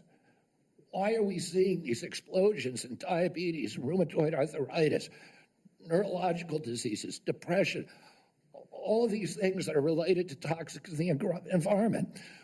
Why can't we just agree with each other to put differences about so many issues, intractable issues aside, and say, we're going to end this? I don't think anybody is going to be able to do this like I have because of my peculiar experience, because I've litigated against these agencies. When you litigate against them, you get a PhD in corporate capture and how to unravel it. I've written 6 books about these agencies. I know a lot about them and I know how to fix it. And there's nobody who will fix it the way that I do because I'm not scared of vested interests. I don't care. I'm not here because I want a position or a job. I have a very good life and a happy family. This is something I don't need. I want to do this because we're going to fix it. And the other thing is we are attracting now a caliber of people to HHS like never before in history. And they're entrepreneurs, they're disruptors, they're innovators of immense talent that are walking away, many of them from growing concerns. They're not coming there for position. They're coming there because they want to save our country. And they're from across the political spectrum. And all these Democrats are opposed to me for partisan issues. They used to be my friends. Agreed with me on all the environmental issues that I've been working on for my whole career. Now they're against me because anything that President Trump does, any decision he makes, has to be lampooned, derided, discredited, marginalized, vilified. We need to move on. Senator Warren. Thank you, Mr. Chairman. So, Mr. Kennedy, I want to start with something that I think you and I agree on. And that is that Big Pharma has too much power in Washington. You've said that President Trump asked you to, quote, clean up corruption and conflicts. Sounds great. You've said that you will, quote, slam shut the revolving door between government agencies and the companies they regulate. That also sounds great. So here's an easy question. Will you commit that when you leave this job, you will not accept compensation from a drug company, a medical device company, a hospital system, or a health insurer for at least 4 years, including as a lobbyist or a board member? Can you just repeat the last part of the question? Can I commit You're to not going to take money from drug companies in any way, shape, or form. Who? Me? Yes, you. Oh. Yeah, I'm happy to commit to that. Okay, good. That's what I figured. I said it's an easy question to start with. And I think you're right on this question. I don't think any of them want to give me money, by the way. Let's keep going.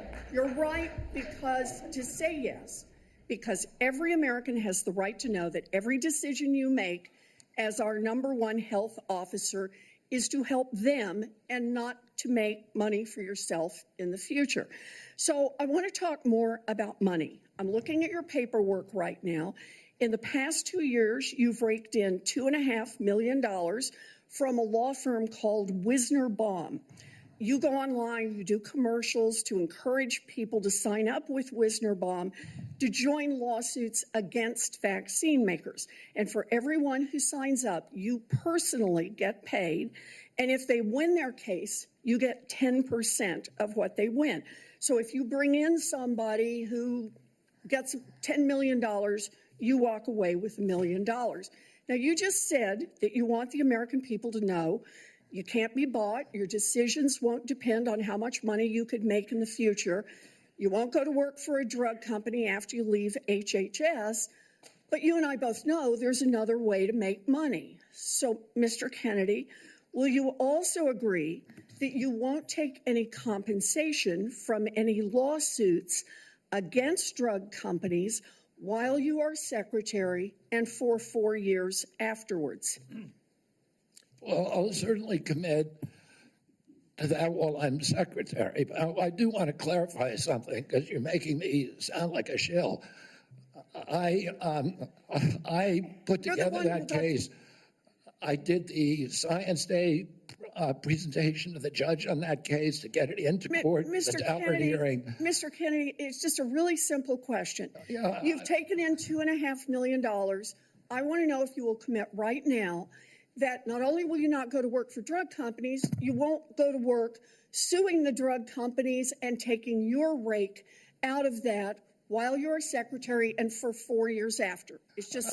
I'll commit to not taking any fees from drug companies while I'm secretary. No. I'm asking about fees from suing drug companies. Will you agree not to do that? You're asking me to not sue drug companies, no, and I'm not going to agree to that, drug Senator. Companies as much as you want. I'm not going to agree to not sue drug companies or anybody. So let's do a quick count here of how, as Secretary of HHS, if you get confirmed, you could influence every one of those lawsuits. Well, let me start the list. You could publish your anti-vaccine conspiracies, but this time on U.S. government letterhead, something a jury might be impressed by. You could appoint people to the CDC vaccine panel who share your anti-vax views and let them do your dirty work. You could tell the CDC vaccine panel to remove a particular vaccine from the vaccine schedule. You could remove vaccines from special compensation programs, which would open up manufacturers to mass torts. You could make more injuries eligible for compensation even if there is no causal evidence. You could change vaccine court processes to make it easier to bring junk lawsuits. You could turn over FDA data to your friends at the law firm, and they could use it however it benefited them. You could change vaccine labeling. You could change vaccine information rules. You could change which claims are compensated in the vaccine injury compensation program. There's a lot of ways that you can influence those future lawsuits and pending lawsuits while you are Secretary of HHS, and I'm asking you to commit right now that you will not take a financial stake in every one of those lawsuits so that what you do as Secretary will also benefit you financially down the line. I'll comply with all the ethical guidelines. That's not the question. You and I, you have said you're asking me, Senator, you're asking me not to sue vaccine pharmaceutical companies. Yeah, you are. That's exactly what you're doing. No. Look, no one should be fooled here. As Secretary of HHS, Robert Kennedy will have the power to undercut vaccines and vaccine manufacturing across our country. And for all of his talk about follow the science and his promise that he won't interfere with those of us who want to vaccinate his kids, the bottom line is the same. Kennedy can kill off access to vaccines and make millions of dollars while he does it. Kids might die, but Robert Kennedy can keep cashing in. Senator, I support vaccines. I support the childhood schedule. I will do that. The only thing I want is good science, and that's it. How about then say you won't make money off what you do as Secretary of HHS? Before we go to Senator Tillis, I think it would be important for me to make it very clear that Mr. Kennedy has gone through the same Office of Government Ethics process as every single other nominee in the Finance Committee this year and in previous administrations. In addition to listing his assets, including the items that you've identified, he has signed an ethics letter that has been reviewed by the Office of Government Ethics concerning any possible conflict in light of its functions and the nominee's proposed duties. And we have a letter from the Office of Government Ethics that he hasn't complied completely with all applicable laws and regulations governing conflicts of interest. Mr. Chairman, point of information here.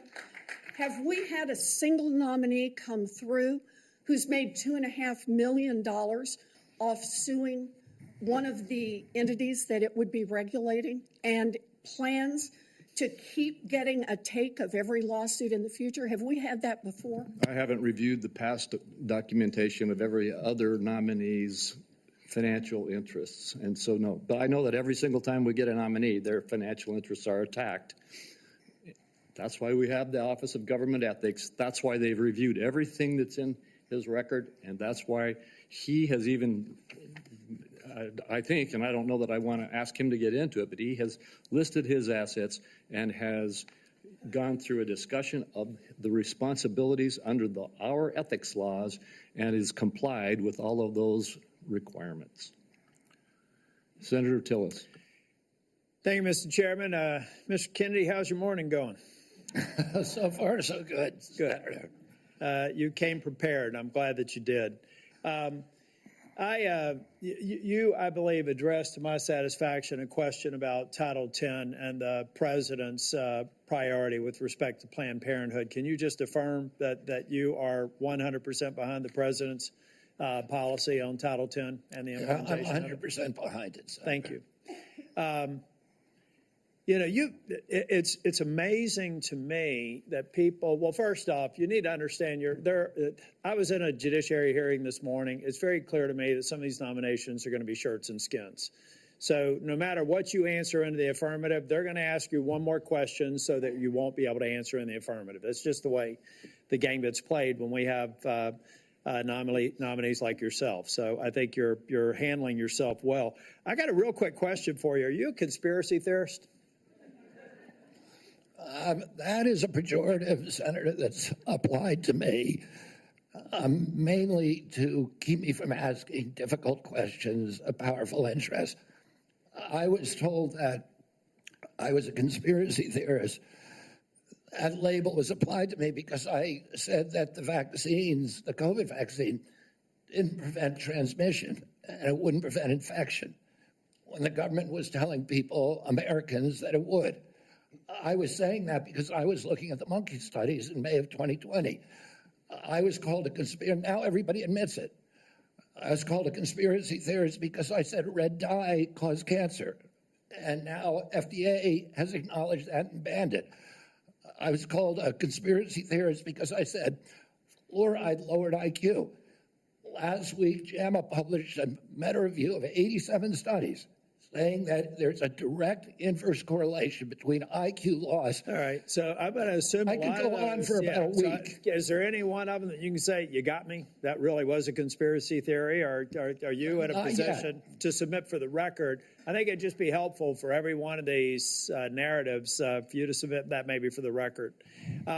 You said something about SNAP lunch. I was in the State House in North Carolina before I came here, and anytime I'd go visit an elementary school, the first thing I would do is go to the trash cans in the cafeteria. And what we have now are kids that are not eating the food because the dictates of the federal government have made it something that they don't want. But they say, well, it's a healthy alternative. It has processed materials in it, and it's not particularly attractive to them. So they throw it away. Trash cans full of food that these kids didn't eat. So then what do? They go eat snacks, or they go eat or they drink a sugared drink. The SNAP program, everything you've said about the SNAP program, I agree with. I think that we should be very, very strict about that, and it's going to make some people uncomfortable in the food manufacturing segment, produce healthy foods that we can put in the SNAP program. That's the way to address it. But we also need to look at the school health program. I was PTA president 22 years ago at my daughter's high school, and I feel like we've got these kids that need help. We've got to guide them through a process. Many of them are probably on Medicaid, and Medicaid's failing them. Everybody here says Medicaid is sacrosanct. Nobody's admitted that Medicaid is not producing positive health outcomes. Is that your problem with Medicaid right now? The program or the outcomes? Is the outcomes. We're spending $900 billion in our people are getting sicker every single year. Yeah. So And anybody who's President Trump building wants people to have it, Americans to have high quality insurance. That's what anybody he's- who's building a case for the status quo of Medicaid is by extension saying that they're happy with the outcomes. I think it's unacceptable. I do have a question for you on Project Warp Speed. We supported the CARES Act. We had 97 people in the U.S. Senate vote for it. Everybody here. There was only one member of Congress that voted against it, I believe. And Project Warp Speed had CDC, FDA, NIH, and BARDA very much in the mix. Now, some people think that you're going to come in here and insert yourself into those agencies in a way that's never been done before. Let's say that they're a part of a future Project Warp Speed. Is it your intent to go in and do something that's never been done before, based on my staff's research, and insert yourself in a discussion that the scientists are dealing with in those different agencies? No, Senator. What I want to do is, I'm not a scientist. I want to empower scientists. I want to make sure that science is unobstructed by vested or economic interests. That's good. Or by bad culture. And I'll just say about Operation Warp Speed, it was an extraordinary accomplishment, demonstration of leadership by President Trump. When he promoted Operation Warp Speed, he was looking at all of the different remedies, including vaccines. Therapeutics, everything. Therapeutic, ivermectin, hydroxychloroquine, famotidine, even chlorine dioxide. And he was not looking at shutting down our country for the year, forcing people to wear masks for a year, forcing all social distancing that did not have any scientific basis, which Dr. Fauci has now acknowledged. He said we took it out of thin air. But all of those changed during the Biden administration. And it became very narrowly focused. We ended up with the highest death count of any country in the world. Mr. Chair, if I can just ask one final question, and I think it's a one-word answer. I've heard a lot of people complaining about health care delivery, Medicaid. On the other side of the dais here, who's been responsible for health care policies over the last 4 years? The Biden administration. I mean, the president, the Biden. Okay. Yeah. So I'd like to have heard more of those in oversight hearings over the last 4 years. I haven't, but I'm glad that there's an acknowledgement that you're inheriting a problem that needs to be fixed. Thank you. Thank you, Senator. Senator Sanders. Thank you, Mr. Chairman. Mr. Kennedy, thanks for being with us. I very much like the slogan that you coined, Make America Healthy Again. And I strongly agree with that effort.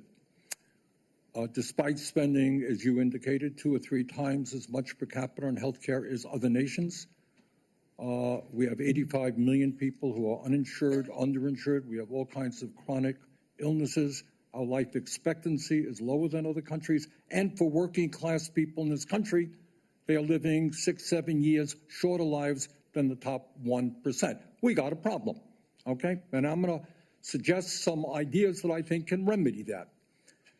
Last year, the insurance industry in this country made over $70 billion, while at the same time, 85 million Americans are uninsured or underinsured. Do you agree with me that the United States should join every other major country on earth and guarantee health care to all people as a human right? Yes? No? Senator, I can't give you a yes or no answer to that question. Health care a human right? Is health care a human right? In the way that free speech is a human right, yeah. I would say it's different, because with free speech doesn't cost anybody anything, but in healthcare, if you smoke cigarettes for 20 years and you get cancer, you are now taking from the pool. Well, and so are you guaranteed the same right, or is there also a duty? I'm sorry. I'd love to talk for an hour with you. We got a few minutes left here. All right. Every other country on earth says healthcare, whether you're poor or rich, young or old, is a human right. I'm not hearing you say that. All right. You've talked about the drug companies, and maybe we agree on this one. As you all know, despite the drug companies making over $100 billion in profits, paying CEOs outrageous compensation packages, we, in some cases, pay 10 times more for the same drug. will you support legislation that I will introduce which says that in America we should not be paying a nickel more for prescription drugs than people around the rest of the world? Yes, no? To equalize it? Not to equalize it, that we should not be paying more than other countries for the same damn drug. President Trump has asked me, in fact, I had a meeting with President Trump a week ago where we showed him the charts. He knows the charts. We're paying 10 times more from Europe. That's right. And are you going to commit to us that you will end that absurdity? I think in principle we can. We should end that disparity. Good. Okay. That's great. All right. I happen to believe that climate change is real, it's an existential threat, and it is a healthcare issue. Donald Trump thinks that it is a hoax originating in China. Question is, in your judgment, is climate change a hoax or is it real, causing devastating problems? President Trump and I, from the beginning, from our first meeting, agreed to disagree on that issue. I believe climate change is existential. My job is to make Americans healthy again. All right, you believe that you disagree with Trump, you don't think climate change is a hoax, is what I'm hearing. My job here is to make just Americans asking you that, healthy. Mr. Kennedy, not a trick question. I answered your question, Senator Sanders. Okay, you disagree with the president on that. I answered your question. Okay. I'm going to pick up on a point that Senator Hassan made. Look, there is no question that abortion is a divisive issue in this country. I would say a majority of the people are pro-choice. There's a strong minority who are pro-life. A year and a half ago, you went to New Hampshire, running for president, gave a speech, and you talked about government should not tell a woman what she can do with her own body. That's her choice. Now, I think everybody on that side is pro-life. I think everybody here is pro-choice. I have never seen any major politician flip on that issue quite as quickly as you did when Trump asked you to become HHS secretary.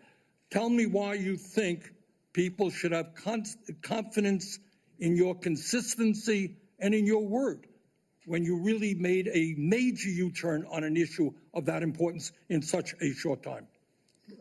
Senator, I believe, and I've always believed, that every abortion is a tragedy.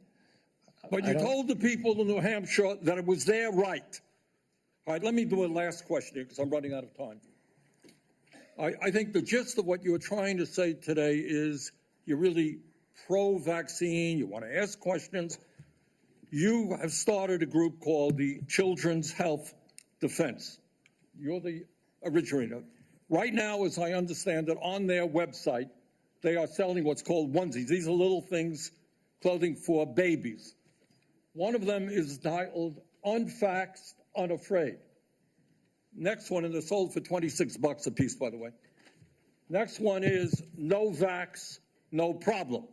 Now, you're coming before this committee and you say you're pro-vaccine. Just want to ask some questions. And yet your organization is making money selling a child's product to parents for $26, which casts fundamental doubt on the usefulness of vaccines. Can you tell us now that you will, now that you are pro-vaccine, that you're going to have your organization take these products off the market? Senator, I have no power over that organization. I'm not part of it. I resigned from the board. That was just a few months ago. You founded that. You certainly have power. You can make that call. Are you supportive of this? I've had nothing to do with leadership. Are you supportive of these onesies? I'm supportive of vaccines. Are you supportive of this clothing, which is militantly anti-vaccine? I am supportive of vaccines. Right. I will. I want good science, and I want to protect. But you will not tell the organization you founded not to continue selling that product. Thank you, Mr. Chairman. Senator Blackburn. Thank you so much, Mr. Chairman, and thank you so much for being with us today. And I have no doubt that you will be confirmed and you are going to do such a solid job for the people of this country. And I do have several issues I wanted to talk with you about and didn't have time to cover them all when we met prior to the meeting, but rural health care is very important to me and the people of Tennessee. 78 of our 95 counties are rural counties. Now, over the last few years, we've seen hospital closures. So we have focused on access in rural areas. And my rural health agenda, which is bipartisan, focuses on innovation, telehealth, access points. It focuses on work shortages. And also, Senator Warner and I have together focused on making certain that we address the area wage index and do that fairly for our citizens that are in rural communities. So I would like a commitment from you that when confirmed, you and your CMS administrator will work with us to make certain that the area wage index is balanced and that it is fair to rural areas. Senator, both Dr. Oz and myself recognize that rural health care is in crisis in this country, and that is catastrophic for our entire country. And I talked a little bit about my commitment to rural health earlier in this hearing. The regional price points, as you know, are set by Congress and not by HHS. I will certainly, and I know Dr. Oz will certainly work with you to make them sensible. We look forward to that. Also, you and I, before you came forward as the secretary, the nominee, we had talked in years past about over-medicating youth and concerns over that. And I was looking at a report from TennCare, which is our Medicaid program in Tennessee. And I was concerned when I saw a number that TennCare had spent $90 million in 2024 alone on ADHD. This was 417,000 of our children. And $90 million. To me, that is heartbreaking, what is happening there. So how will you prioritize oversight of prescribing practices while promoting alternative solutions such as counseling, behavioral therapies, community-based interventions for our youth? Exactly, and that's the solution.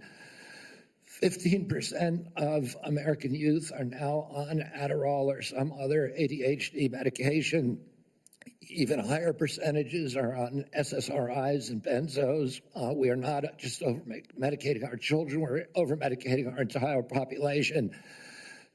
Half the pharmaceutical drugs on earth are now sold here. 70% of the profits from pharmaceutical companies are from the United States, even though we only have 4.2% of the world's population. Not only that, but a recent study by Cochrane Collaboration founder Peter Ghosh found that pharmaceutical drugs are the third largest cause of death in our country after heart attacks and cancers. Oh, they're not making us healthier. We need community health initiatives. We need access to treatment. We need exercise. We need better food. Okay, let me talk to you about one of those access points in treatment. And this highlights a problem we have in the federal Medicaid law. Since Medicaid's enactment, states have been prohibited from using Medicaid funds for care provided by institutions for mental disease. We refer to them as IMDs. These are psychiatric hospitals, residential treatment facilities with more than 16 beds. This is a discriminatory exclusion, and it denies payment for medically necessary care based on the illness that is being treated, and it has perpetuated unequal coverage in mental health care. So if you're confirmed, when you're confirmed, will you commit to working with me on repealing this discriminatory exclusion and ensuring equal access to mental health care for Medicaid beneficiaries? Yes, Senator. Thank you so much. I've got a question on PBM reform, one on artificial intelligence in healthcare. In the interest of time, I will yield back. I look forward to seeing you help make us healthy again. Thank you, Senator.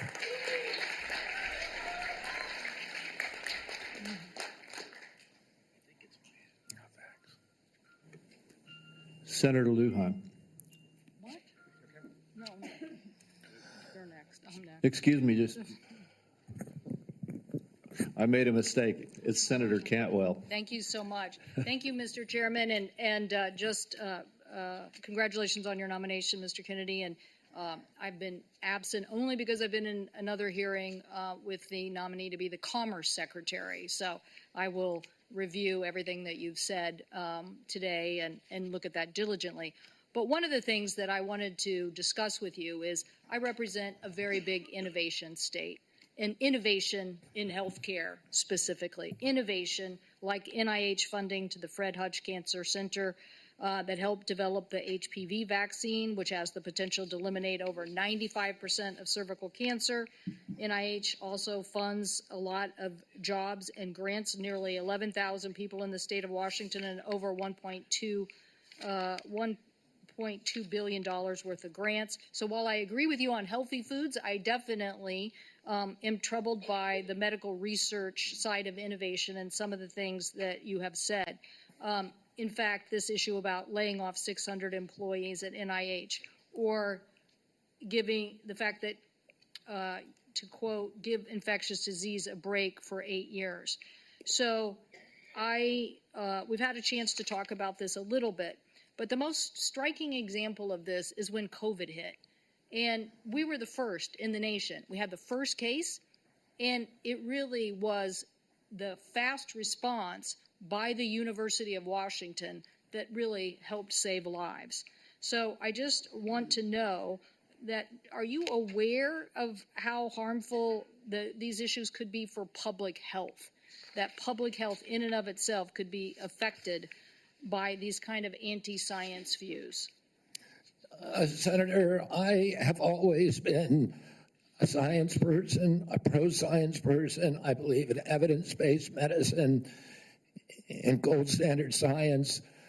When I said, and I've explained this before you came in, that 600 people out of a workforce of 91,000 is pretty typical. Last year alone, President Biden replaced 3,000 people at HHS and 700 at NIH. I want to say this.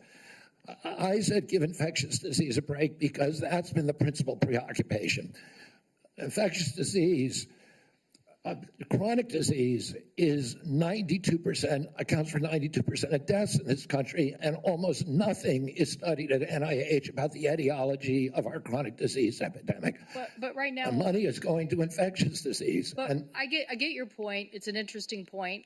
The problem is we had to respond, and it's actually the Gates Foundation and a flu cohort that figured out what was wrong, and that we had an outbreak of COVID that was going beyond the very first case. And so we had to build a very fast response. So I take this too. The University of Washington has conducted groundbreaking stem cell research on fetal tissue. To me, I know there's probably a lot of people that may not agree with this, but we're making regenerative heart tissue now at the University of Washington. So yes or no, do you commit to protecting stem cell research for scientific agencies if confirmed? I will protect stem cell research. Stem cell research today can be done on umbilical cords, and you don't need fetal tissue. You'll protect the laws that are on the books today and the research that's done. My job is, Senator, to enforce the laws. Okay, so I want to move to PBMs because PBMs are driving up drug prices. And one of the biggest things that we need to do here, I think, in a new administration is get a handle on everything that is driving up prices and lower them. The report found that PBMs generated $1.4 billion from spread pricing. That is where they are able to basically set the price, not reimburse pharmacies, and then pocket the rest. We've had bipartisan legislation in several different committees now to get at this. What do you think the solution is? Well, I think one of the really notable achievements of this panel was the PBM legislation that they put together in a bipartisan way. I haven't met a single senator, well, actually one only, but of the 60-odd senators that I talked to, all of them talked about PBMs and how important it was. And President Trump during his first administration, pushed through a law or pushed a law to give transparency to PBMs. It got overruled during the Biden administration. Luckily, this panel is resuscitating that. President Trump is absolutely committed to fixing the PBMs. My time is running out, so I just want to clarify. You believe that we should pass these laws that now have been proposed in the Senate? I haven't read the entire law, so I don't know, but I think that we need to reform the PBMs. I think we need to get rid of all of these vested interests that are draining money from the system. Okay, somebody suggested, though, that you thought you should convene the PBMs and talk to them about some sort of self-regulation. So I am trying to distinguish between these people who basically are doing illegal activities and ripping off. Really, they're creating pharmacy deserts in my state. So I'm asking you whether you believe that we have to legislate in this area. Again, I'm not being evasive. I just don't know exactly what the law says. I met with the PBMs. I met with pharma. My job is to meet with all the stakeholders. I've been meeting with stakeholders for 40 years. People I was suing, you want to hear from the other side. Well, that doesn't mean I would let the PBMs write their own ticket. I think I support the efforts of this committee to come up with bipartisan legislation. President Trump wants to get the excess profits away from the PBMs and send it back to primary care, to patients in this country, to high-quality health care. I'll ask you for the record, since my time's expired, to look at the legislation that came out of the Commerce Committee that defines the legal activities that they are doing to drive up prices, and get us an answer for the record. Thank you, Mr. Chairman. In principle, I support that legislation. Thank you. And let me just tell you the list as we have to move forward to the ending here. Senator Lujan will be next, followed by Senator Marshall, Senator Warnock, Senator Smith, Senator Young, and Senator Welch. And let me say again, Mr. Chairman, this is a matter of such importance.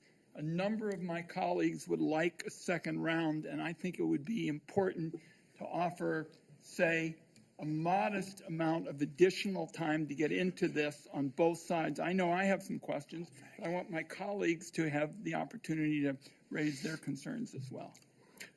Well, I've said, as I have indicated to you, Senator Wyden, I'm not going to do a second round.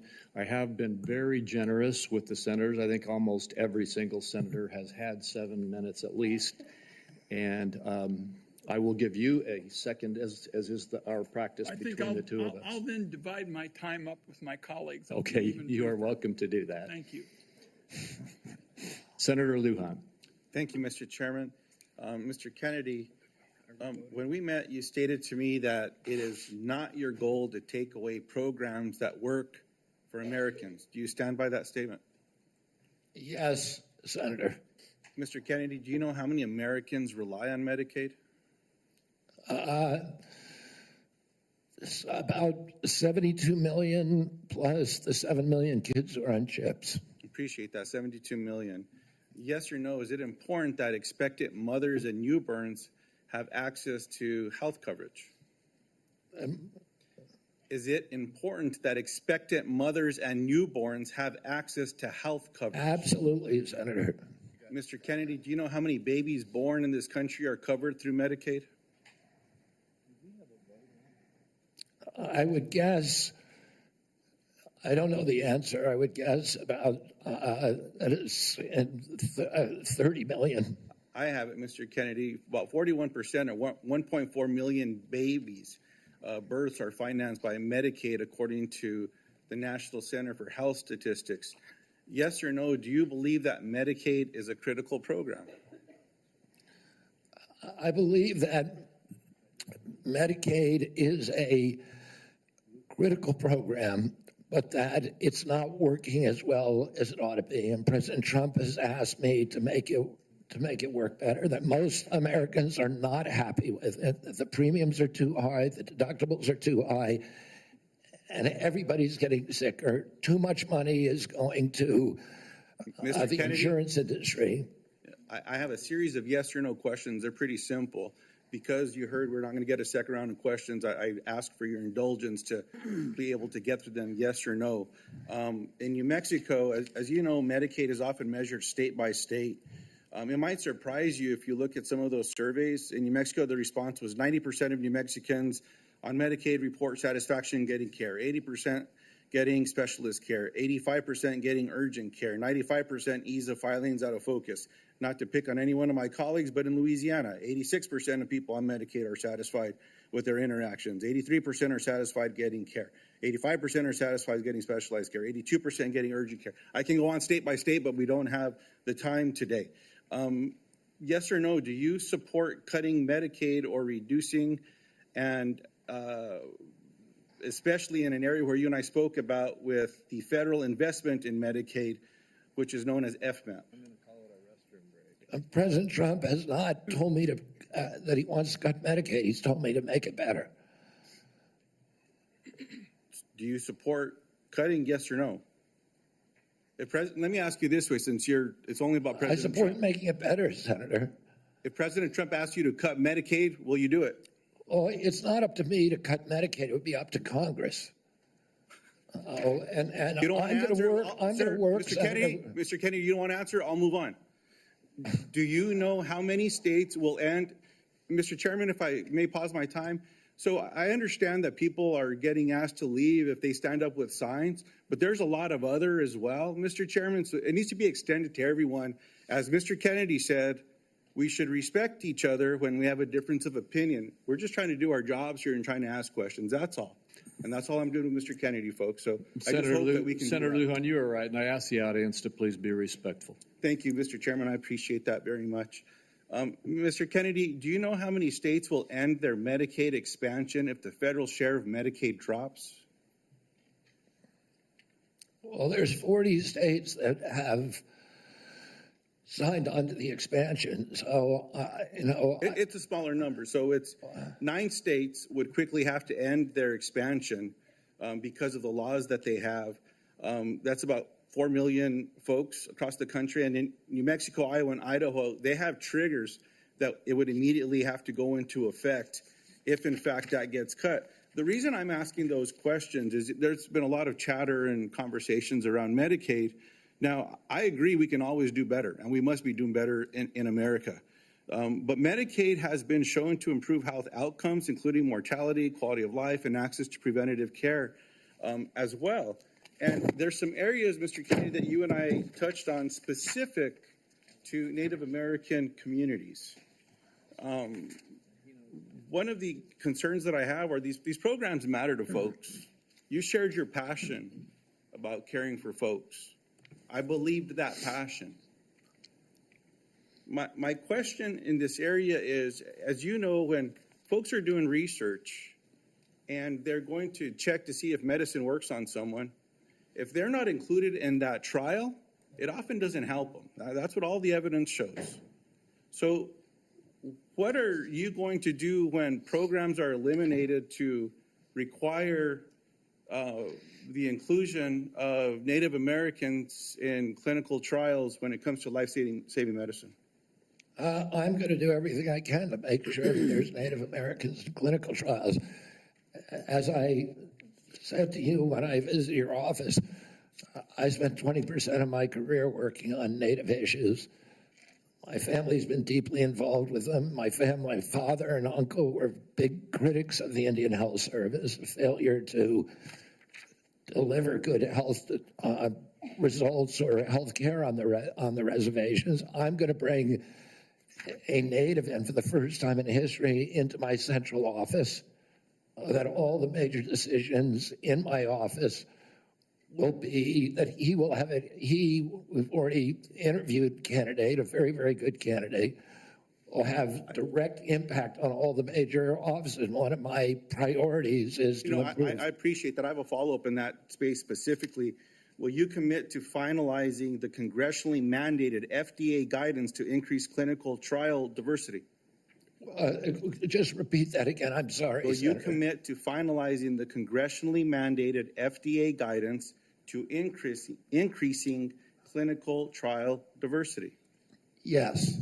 I appreciate that. Will you commit to reinstating all of the pages that were eliminated and people that were fired from this administration that have this responsibility? I cannot commit to that because I don't know who they are. Well, there's I'll some commit folks to out there doing the working work. with you to make But sure, Mr. Kennedy, those positions are adequately staffed. I will follow up in writing in those specific areas because I think there's some commonality here, but answers matter. And so I'd like to get those as timely as possible. The last thing, Mr. Chairman, that I'll say is one of the conversations I had last before this hearing was with a family that I've been working with to work with my Republican colleagues when it comes to autism and federal programs and making a difference in these families' lives and this little girl's life. What I'm asking now, Mr. Chairman, is unanimous consent to enter into the record an article from Autism Speaks titled, quote, "Do Vaccines Cause Autism?" End quote. And I'll note that the first sentence states, quote, "Vaccines do not cause autism," end quote. Thank you. I yield back. Without objection. And before we move on, we've had a request from several quarters for a quick restroom break. We will take a 5-minute recess. I'm sorry to those remaining 5 or 6 senators who must wait a few minutes, but we will have a quick break. We will be back as soon as we can.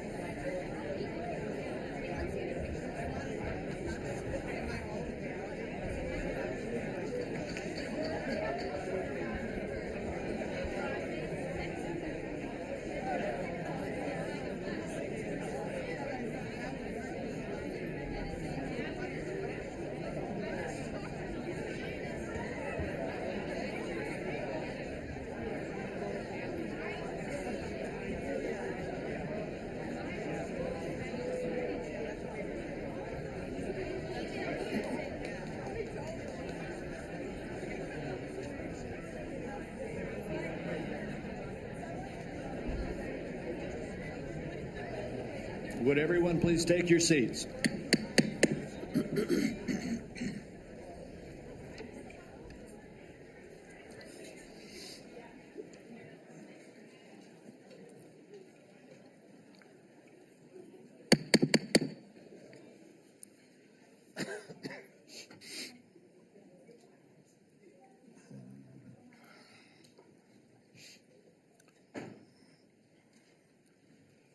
This committee will continue and come out of recess and go back into session. Before we go to you, Senator Marshall, I'd like to just tell everybody the remaining list: Senator Marshall, Senator Warnock, Senator Smith, Senator Young, and Senator Welch. And then I did indicate earlier that I would give another 5 minutes to Senator Wyden. I understand he has distributed that 5 minutes to a few of the other senators. So we will have a few more quick questions, and then we will proceed. And I would like to thank the audience again. I know we had a couple of outbursts earlier, but I want to thank the audience for being respectful and encourage the audience to continue to be respectful as we conclude the hearing. With that, Senator Marshall. Thank you, Chairman. Obesity, diabetes, heart disease. Obesity, diabetes, heart disease account for probably 80% of health challenges in America. You know how many times I heard my friends across the aisle mention any three of those? I don't know if we've lost the forest for the trees here. Vaccine is a critical issue. I understand that. I don't see how Mr. Kennedy's position could be any more clear that he's going to support the vaccines, he's going to support the science and empowerment to parents and their doctors to make these choices. 60% of Americans have a chronic disease, that there's an epidemic of chronic diseases across the country. And this Make America Healthy Again movement is palpable to me. It started on the campaign trail in 2020 when moms I'd never met, that never involved in the political process, came up to me and said, look, I want to make these choices about my children with my doctor, not the federal government. That it's a very real thing. Moms, dads, grandparents across the country grab me and say, look, why do 20% of our children now, why are they on a prescription drug? So, Mr. Kennedy, what is your prescription to help make America healthy again? What's your vision? What does that look like to you? Thank you, Senator Marshall. We're having epidemics of all these chronic illnesses, autoimmune diseases, neurological diseases, allergic diseases, obesity. When my uncle was president, 3% of Americans were obese. Today, 74% of Americans are obese or overweight. No other country has anything like this. In Japan, the obesity rate is still 3%. And epidemics are not caused by genes. Genes may provide the vulnerability, but you need an environmental toxin. Something is poisoning the American people. And we know that the primary culprits are changing food supply, the switch to highly chemical intensive processed foods. We have 10,000 ingredients in our country, in our foods. The Europeans have only 400. If you buy a McDonald's French fries in our country, there's 11 ingredients, my understanding. In Europe, there's only 3. If you buy Fruit Loops in our country, they're loaded with food dyes, with yellow dye, red dye, blue dye, and many other ingredients. The same company makes the same product with different ingredients for Canada and Europe. And at age, we don't have good science on all these things. And that is deliberate. That's a deliberate choice not to study the things that are truly making us sick, that are not only contributing to chronic disease, but to mortalities from infectious disease. We need to get a handle on this, because if we don't, it's an existential threat. Our country is not going to be destroyed because we get the marginal tax rate wrong, or because we get one of these culture war issues that we've been talking about today wrong. It's going to be destroyed if we continue down this trajectory of chronic disease. We need to fix our food supply, and that's the number one. Thank you, Mr. Kennedy. Certainly, I share your concern with ultra-processed foods. On the other end of this food chain are my farmers and ranchers back home. Would you just take a second and share your compassion, how you feel about farmers and ranchers, that they respond to the market. They don't dictate the market. They grow what the market is wanting them to grow. And Senator Hawley told me the other day that his brother-in-laws are all farmers. And he said 4 out of every 5 of his brother-in-laws has Parkinson's disease. And that kind of cluster we're seeing across farm country of cancers, autoimmune diseases, obesity, et cetera. Oh, and we can now not export American food to Europe because the Europeans won't take our food. That's not good for farmers. We're also destroying our soil because some of the chemicals that farmers use destroy the microbiome. And that causes the erosion of the soil. You can't get water infiltration. Water pools up and it washes the soil off. Agronomists now estimate that we only have, if we continue doing these processes, only 60 harvests left before our soil is gone. Farmers are using seeds and chemicals that are, over the long term, are costing them and us. And what we need to do is we need to support the farmers. We need the farmers as partners if we're going to make them work. And I don't want a single farmer to go out of business under our watch. I don't regulate farms. If I'm privileged to be confirmed, I'm not regulating farms. That's under USDA. But I want to partner with all of my decisions with USDA and with the farm community to make sure that we don't lose more farmers in this country, but that we also transition.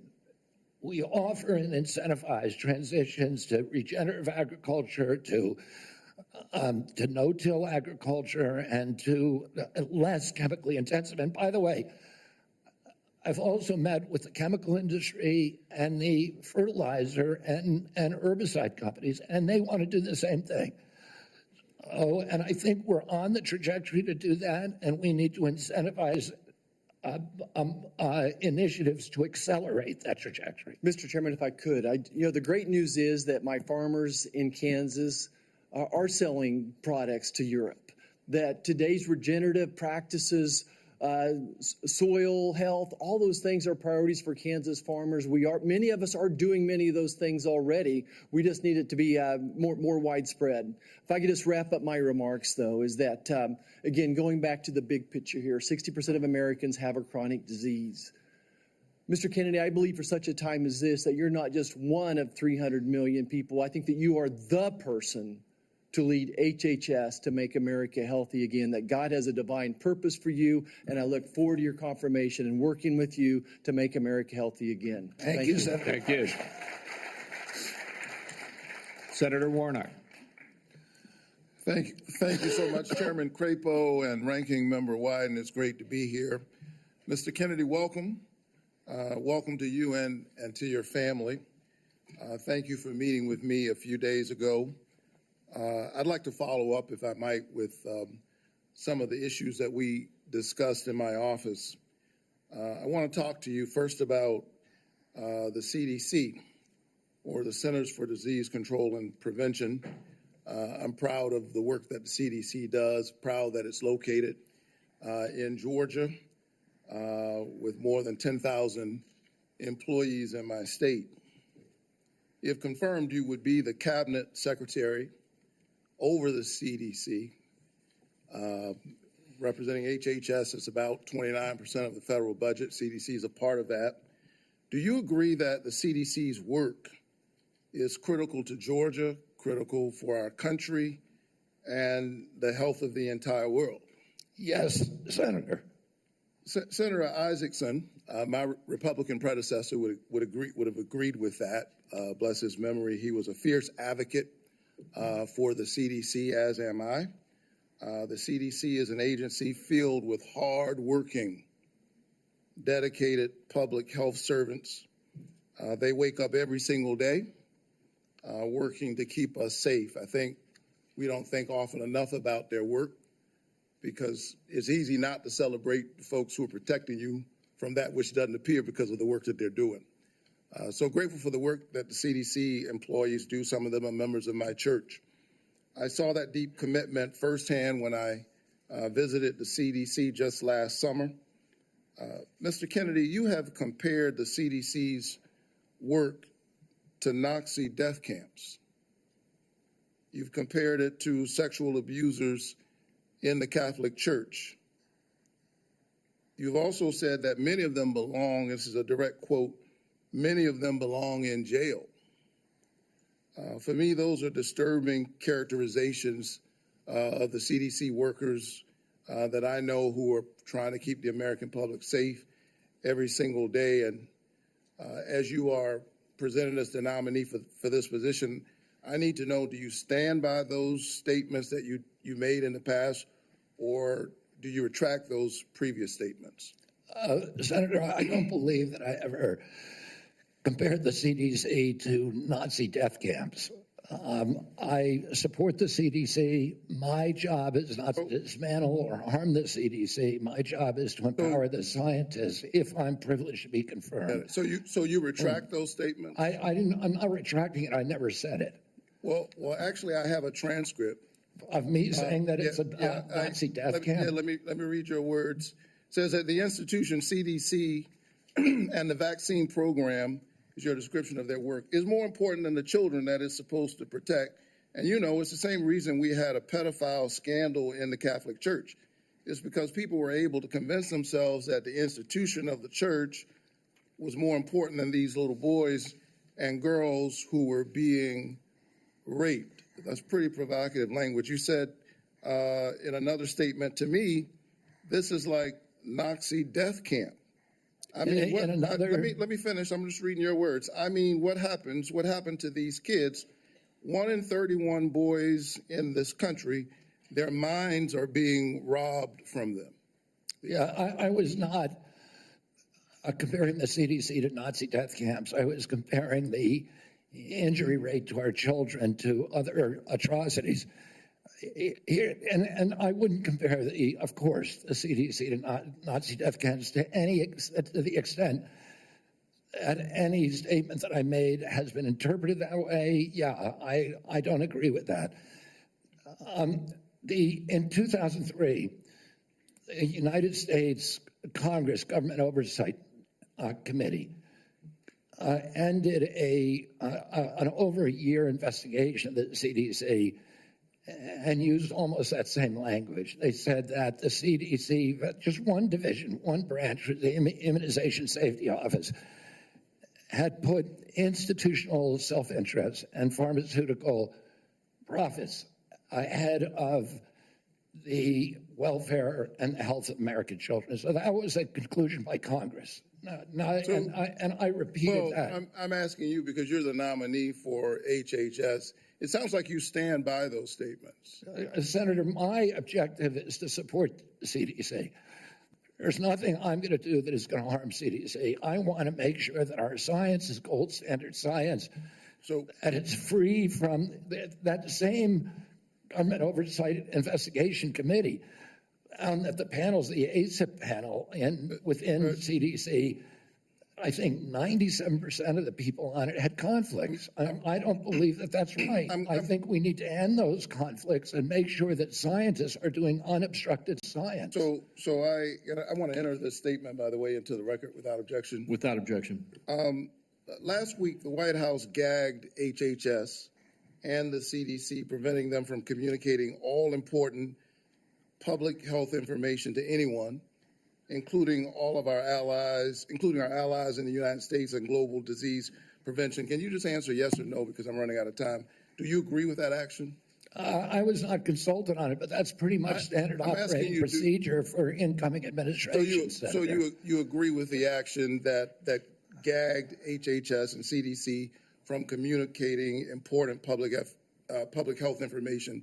That directive made sure that no public health and only non-essential travel and mass communications were temporarily suspended pending the confirmation of a new HHS secretary. This is standard operating procedure for every administration. I get it. I don't think what we've seen over the last several days is standard operation for new administration. I think we're seeing some unprecedented actions, but you agree with it.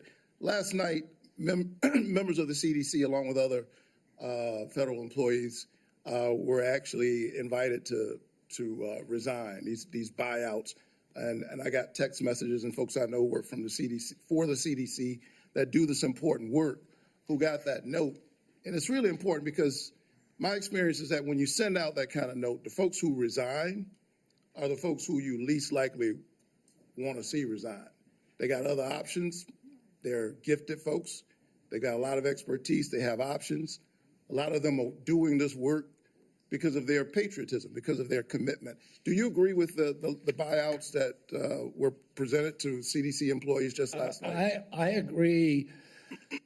At the vast majority of the scientists and experts at CDC are patriots and good government servants. Can you tell me yes or no? I don't think anybody's going to resign who's committed to making America healthy again. Can you just answer yes? Okay, you agree with the buyouts. In our meeting, I asked you to confirm your support for the Affordable Care Act. You also mentioned that you and President Trump want to fix the ACA by making premiums more affordable. Can you answer me yes or no, as I don't have a lot of time? Did you know that tax credits that help families afford health insurance and save Georgians an average of $531 per month per person are set to expire at the end of the year? Did you know that? I do. We need to move on. Do you support Congress extending these tax credits so that Americans can continue to afford health care? Congress has to make its own decisions about that. My instructions from President Chairman, Trump you're saying I'm running out of time, but I'm having a lot of trouble getting the witness to answer yes or no to a yes or no question. Well, and I've got one more question. You're almost at 9 minutes, sir. Well, I need him to answer yes or no. Yes or no? I'm not going to answer yes or no to a question that's not susceptible to an honest yes or no answer. Okay, we need to move on. I think that the fact that you find it difficult to answer basic questions is deeply troubling for me as you present yourself as a nominee to run HHS. Thank you so very much. Senator Smith. I've been in courts all over the country. And prosecutors. Mr. Chairman, you told me I'm out of time, and the witness continues to filibuster even after I said I'm done. Senator Smith. Mr. Chair, thank you. Thank you, Mr. Chair and Ranking Member, and welcome, Mr. Kennedy. So, Mr. Kennedy, I don't have a question for you on abortion. I think that my colleagues on both sides of the aisle have covered this, but I want to say I can respect people who have different views than mine on this issue, but it's hard for me to respect people who won't give a straight answer to what they think on this issue in particular. Mr. Chair, I just want to note that I understand that anti-choice advocates have said that in these hearings they were looking to hear Mr. Kennedy provide some reassurance that he is on their side, and I'm not hearing that. And I think most Americans are looking for some hint that the decisions that people make about abortion should be personal and private, and they should be free to make those decisions without government interference, and I'm not hearing that either. To make it worse, the answers that you have given tell me that the Trump administration is more than willing to restrict or even ban medication abortion without a single act of Congress, and even in states where abortion is legal. And what is clear to me is that you and President Trump are dangerous to women's access to mifepristone. So having said that, I want to move to a different topic. Mr. Kennedy, I appreciate Senator Cornyn's questions about mental and behavioral health, something that I care a lot about. I know that you and your family have had personal experience with mental health challenges, as have I. And I agree that the mental health crisis in this country is a crisis. So let me ask you, in an interview in 2023 and again in 2024, you blamed school shootings on antidepressants. You said, and this is a quote, "There is no time in American history or human history that kids were going to shoot schools and shooting their classmates. It really started happening coterminous with the introduction of these drugs, with Prozac and with other drugs. So do you believe, as you've said, that antidepressants cause school shootings? This should be a simple question. I don't think anybody can answer that question, and I didn't answer that question. I said it should So your be answer studied. is... I said it should be studied along with other potential culprits So like they may cause... social media.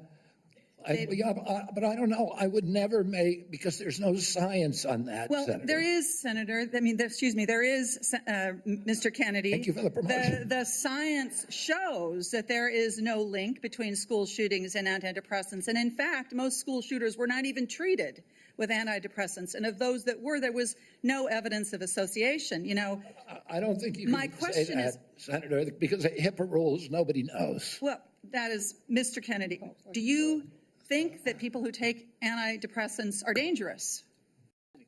I think, listen, I'm not going into HHS if I'm privileged to be confirmed with any.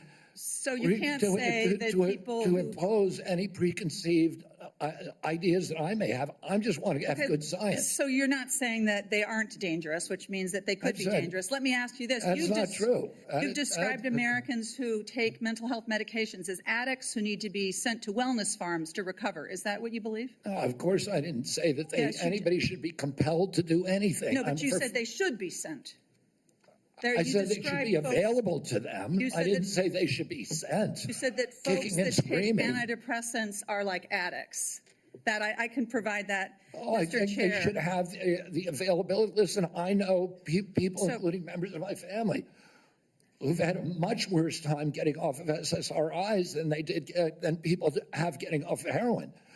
It's the withdrawal period is, and it's written on the label. I have some This is experience very with well this documented. myself, Mr. Kennedy. This is personal for me. When I was a young woman and I was struggling with depression, thankfully, I had the resources to help me get through it, including a new generation of SSRI uptake inhibitors, which helped to clear my mind, get me back on track to being a mom and a wife and a productive, happy person. And I'm really grateful for that therapy. So I have some experience with this, and I think that everyone should have access to that care. And your job as secretary is to expand access to care, not to spread lies and misinformation. And, the things that you say, Mr. Kennedy, they live on. They have impact. And, we're having this conversation at the same moment that my Republican colleagues are looking to try to figure out how to save money any way they can. And so they want to cut Medicaid. Let's just think about this for a minute, because you're going to be, should you be confirmed, you would be responsible for CMS, which provides mental and behavioral health care to millions of Americans. Close to 40% of folks on Medicaid have a behavioral health condition. And you would be part of this administration that would be looking to cut Medicaid. So, Mr. Kennedy, these statements that you've made linking antidepressants to school shootings, they reinforce the stigma that people who experience mental health every day face every single day. And I'm very concerned that this is another example of your record of sharing false and misleading information that actually really hurts people. Senator, you're mischaracterizing my statements. I am only putting into the record what you have said, Mr. Kennedy. You're mischaracterizing my statements, and I'm happy that you had a good experience on SSRIs. Many Americans have very good experience on it. Others have not. That would be an issue between them and their physicians, and not for the future head of HHS to be putting out misinformation about the dangers of SSRIs and other antidepressant medication, spreading the stigma and the fear that we're actually trying to overcome. Do you think physicians, when they make that prescription, ought to have access to good science? Of course they do. And that's all I believe, too. And you and I are in agreement, Senator. And to your point that you made when you made these statements, it was not based on good science. I don't know what it was based on. I was saying the science needed to be done. I was saying these are potential culprits. We're coterminous, and I named other things. I said video games. I said social media. I said SSRIs. SSRIs have a black box warning of suicidal, homicidal behavior. Mr. Chair, I will submit to the chair the information that I have about what Mr. Kennedy has said of linking antidepressants to school shootings. Thank you. Senator Young. Thank you, Mr. Chairman. Good to see you, Mr. Kennedy. to follow up on that spirited exchange, in talking with you and reading about your vision for the department, you said one of your goals is to return public health agencies to the gold standard of scientific review. You've alluded to the gold standard a number of times today. So I'm going to give you an opportunity, uninterrupted, but hopefully not too extensive, to tell me and others what you mean by this gold standard. The gold standard means real scientific research with replication of studies, which very rarely happens now at NIH. We should be giving at least 20% of the NIH budgets to replication. We should make sure that all the science is published with the raw data. We should make sure that the peer reviews are also published. And I'll give you a quick example. 20 years ago, NIH scientists did a study on Alzheimer's, which they said it was caused by amyloid plaque. After that, NIH shut down studies of any other hypothesis. 20 years later, we now know that those studies were fraudulent.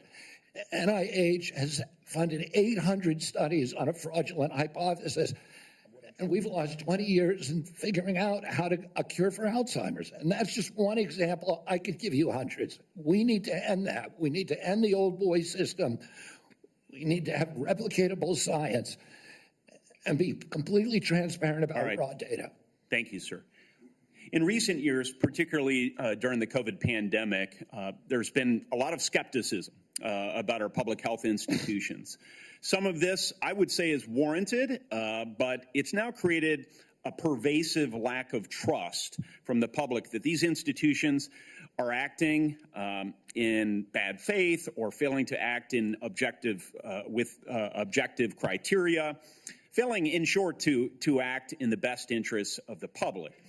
If confirmed, Mr. Kennedy, how will you work to regain the public's trust? I suspect it will take some time in these important public health institutions.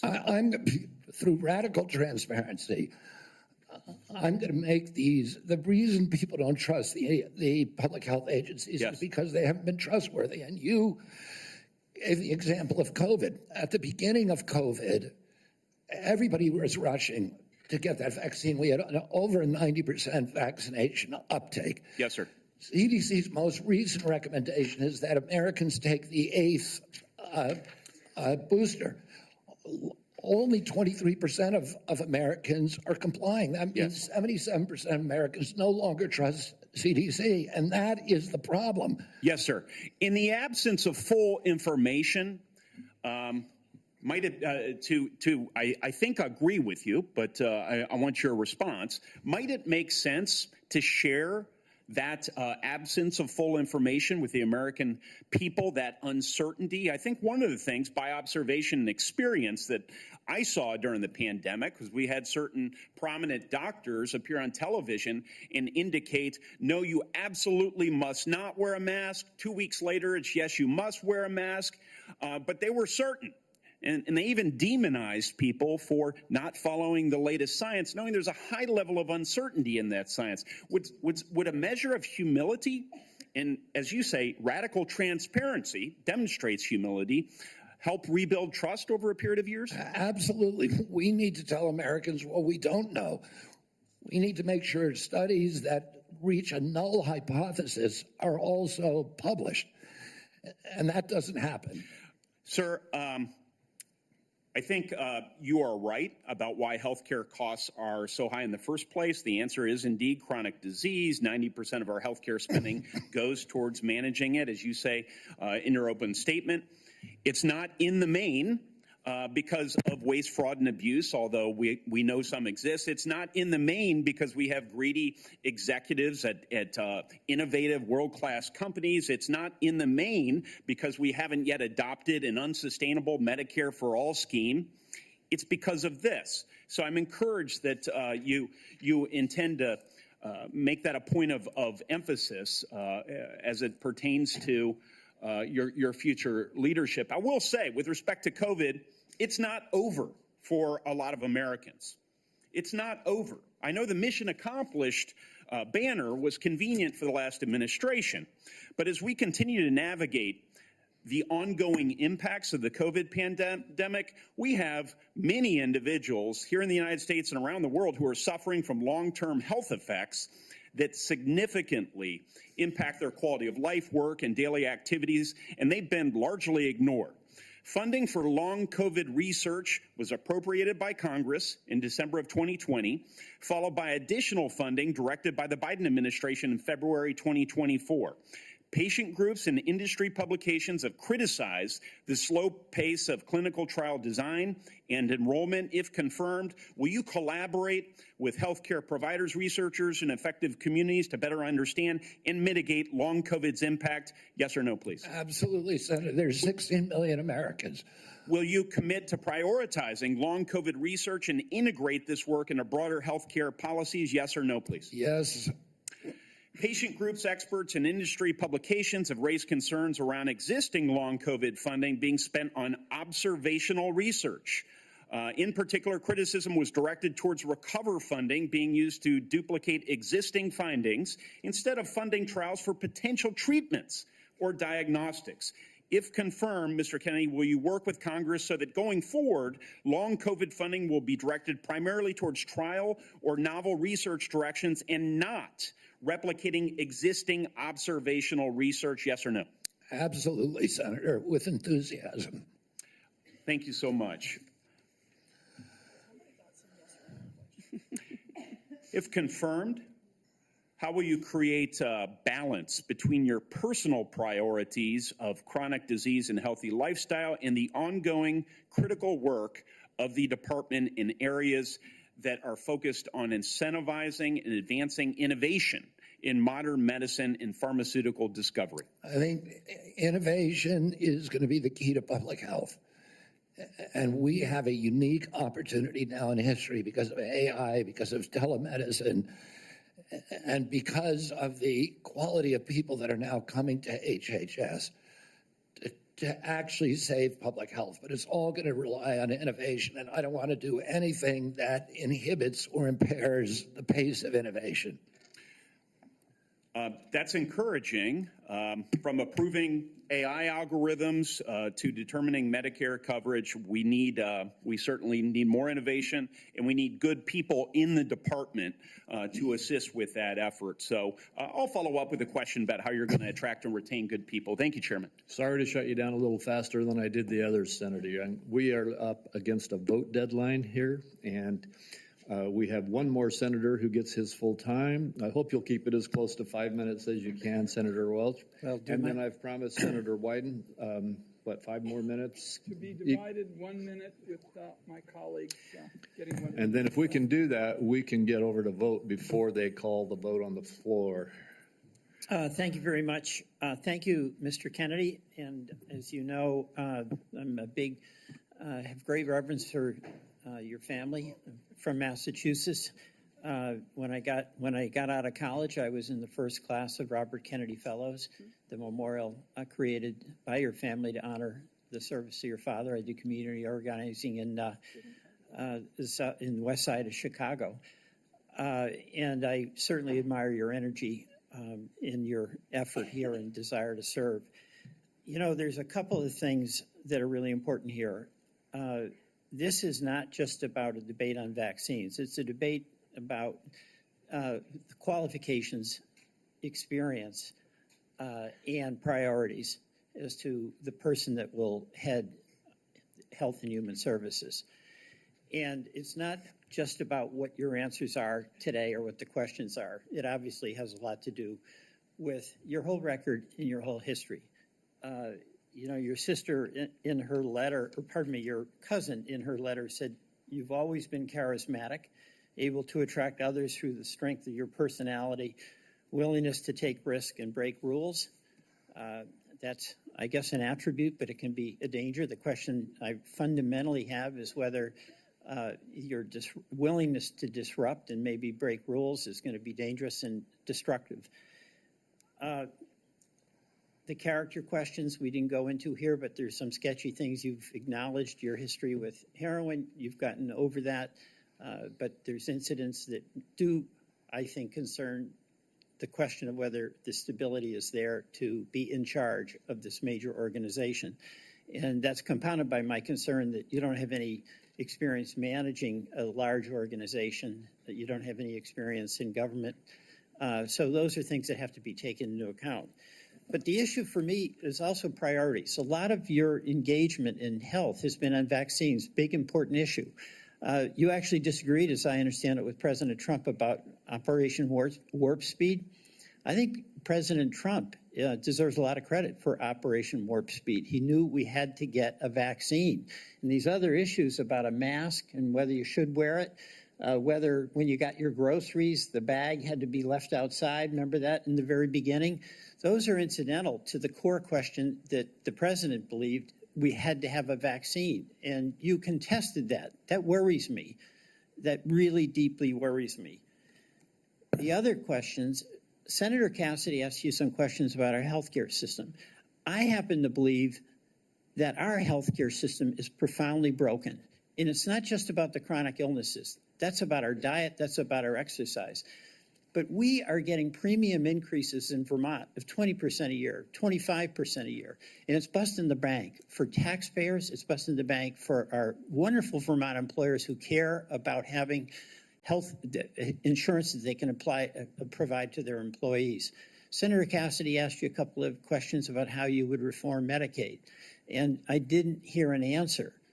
You mentioned that you thought Medicare Advantage was good. You have a good plan.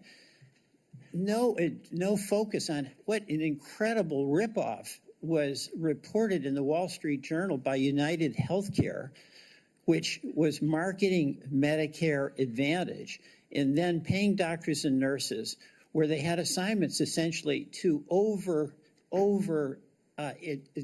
diagnose illnesses that didn't exist. So they made billions and billions of dollars.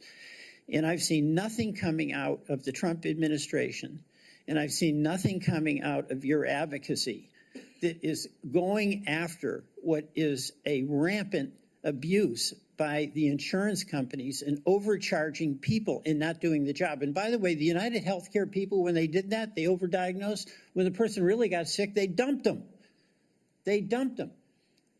Go to the nursing home on your own. That's a broken healthcare system. We spend the most and get the least. And I think there should be collective anger about this on both sides because all of our people are dependent on that healthcare system. And you're going to be working for a president who's on a lawless rampage right now, okay? He has done something reckless with the pardons to these cop beaters. I'm appalled by that. But that's just reckless. That's not illegal. He's impounded money. So right now, the Medicaid website went down. He's impounded money. So the community health centers that Senator Warner was talking about are up in the air as to what they can do. Do you believe that a president can impound money that has been appropriated by Congress? Senator, let me answer the question about Medicare first. I have never defended that program or the rapacious behavior by insurance companies or the PBMs. I understand that's a huge problem. And all right, I don't have time. We've got to get over to vote. So we can do this. But you've asked me 5 questions. You got to give me a chance to answer one of them. Please be brief. Yeah, I brought in, if I get confirmed, I've already appointed a general counsel. The first time in history is a former prosecutor who prosecuted the biggest Medicare fraud in the case in the state of West Virginia.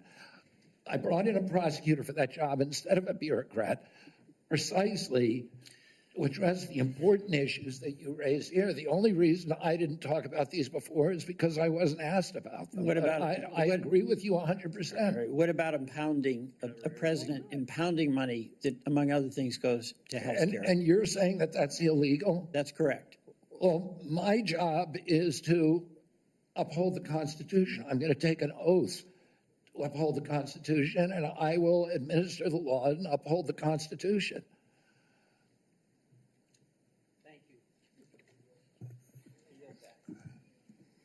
Mr. Chairman, I believe Under what we've discussed, I control 5 minutes. I'm going to take one and give one to each of my 4 colleagues that remain. All right, and I would just say this vote, they're going to call it in about 8 minutes. Thank you. So we have very little time. 2 hours ago, colleagues, I asked Mr. Kennedy to reconcile his many anti-vaccine statements with his handful of pro-vaccine statements. Instead, he gave us a word salad and ducked the issue. The same was true, Mr. Kennedy, with respect to measles, where you wrote a book playing down the threat of measles, even though American families are very concerned about it, and apparently families are still mourning in Samoa. And my last point would be that Mr. Kennedy said today really wasn't about him. And I just want to tell him it is all about you, because I find your presentation to be both untrustworthy and unprepared, because my colleagues have been seeing back and forth between Medicare and Medicaid, and it's not clear which program you're using when. So I want colleagues to know there is a lot more information to learn about Mr. Kennedy before we vote. I'm going to urge that to my colleagues on both sides of the aisle to not make decisions on the basis of this session. I thank you for the additional time. And I guess my next minute is Senator Whitehouse, Senator Warren, and Senator Smith. And again, 1 minute each, please. There's been a lot of conversation about late-term abortions here, and I just want to make clear what Rhode Island OBGYN doctors describe as what is almost always happening when a late-term abortion is needed. It is a childbirth gone wrong. The family has painted the room, it has bought the crib, maybe even decided on the baby's name, and has gone to the hospital to welcome the new baby into their family in what is supposed to be a happy event. And then things went wrong. Then the alarms started pinging. The lights started flashing. The medical professionals started rushing in. And the question became, who lives and who dies? The mom's life is often at risk, and she may have other children she needs to care for. The baby's life may be at risk, and one or both may die. In that environment, the doctors and the family own that decision. Government has no place in that room at that point. And I think we need to understand, when this late-term abortion gets bandied about, what you're dealing with is a tragedy that is happening to a family who wanted that child and have suddenly been confronted with a moment in which they have to make what is probably going to be the worst decision of their lives. And to try to shove the state legislature into that room is really offensive, really morally wrong. And I just want to make very clear what Rhode Island OBGYNs tell me is the situation when these procedures have to be deployed. Senator Warren. Thank you, Mr. Chairman. So, Mr. Kennedy, I wanted to ask about your role in the 2019 measles outbreak in Samoa. In July 2018, 2 children died immediately after receiving a measles vaccine that nurses had mistakenly mixed with a muscle relaxant. The nurses get charged with manslaughter, but vaccination rates go down. I asked you about this in my office. You told me flatly that your visit to Samoa had nothing to do with vaccinations. We now know that's not true. I have the documentation. You met with the Prime Minister. You talked about vaccinations. You met with an anti-vaccine influencer who described the meeting as, quote, profoundly monumental for this movement. So what happens? Vaccinations go down, there's a measles outbreak, and children start dying. But you double down. You didn't give up. Just 4 days after the Prime Minister declared a state of emergency, 16 people already dead, you sent a letter to him promoting the idea that the children had died not from measles, but from, quote, defective vaccine. You launched the idea that a measles vaccine caused these deaths. You are a very influential man. In fact, you are called the leader of the disinformation dozen. UNICEF and WHO, the World Health Organization, investigated this. They say the claims are false. It is not biologically possible what you claimed. And yet, ultimately, more than 70 people died because they didn't get vaccines. So my question is, do you accept even a scintilla, just even a sliver of responsibility for the drop in vaccinations and the subsequent deaths of more than 70 people? Anything you do differently? No, absolutely not. There were 2 incidents in which children died in 2015 and again in 2008. 2015, it was from the measles vaccine. That's what the New Zealand General Hospital found. The government of Samoa banned the measles vaccine after the 2018. I arrived in July of the next year after the ban had been in place for a year. Mr. Chairman, and the measles, understanding that you wanted to hold this to a minute and that I don't get to present all the facts and documentation I've got, how about if we just decide to make entries for the record on exactly what the record shows about Mr. Kennedy's participation? And I think he's answered the yes or no question. He takes no responsibility. Senator Warren, we will do that. And Mr. Kennedy, and to all the senators, every senator knows that following this hearing, they will be able to ask you questions off the record, and you will be able to put answers back onto the record. So please give that answer. I apologize that we're shutting you off for giving a full response right now. Senator Smith, and we are way over time. Thank you, Mr. Chair. So, Mr. Kennedy, you have said that you want to give infectious diseases a break for about 8 years. You spoke about this with Senator Cantwell. My question to you has to do with avian flu. Over 100 million birds called. The disease has spread to dairy cows, and there are now 67 confirmed human cases and 1 death. So, Mr. Kennedy, do you intend to give research on bird flu a break? No, I intend to devote the appropriate resources to preventing pandemics. That's an essential part of my job. What do you think is causing the avian influenza? I think the H5N1 virus is. So that's good to hear, because in a recent book, I will submit this for the record because we don't have that much time, Mr. Kennedy has questioned the scientific basis for germs causing disease and the power of vaccines and antibiotics. I've never questioned that, Senator. Well, I will submit that for the record. Thank you. Senator Warnock, 1 minute. I like the way you said that to the Baptist preacher. Thank you so much, Mr. Kennedy. Based on our conversations, it's my understanding that you support work requirements in Medicaid. In 2020, President Trump approved a proposal from Georgia state leaders requiring Georgians to jump through a number of onerous bureaucratic hoops and fill out even more paperwork to verify work and get access to health care. I ask this as someone who represents a state that has not expanded Medicaid. The federal government, because of this waiver, spent $70 million on Georgia's Medicaid waiver.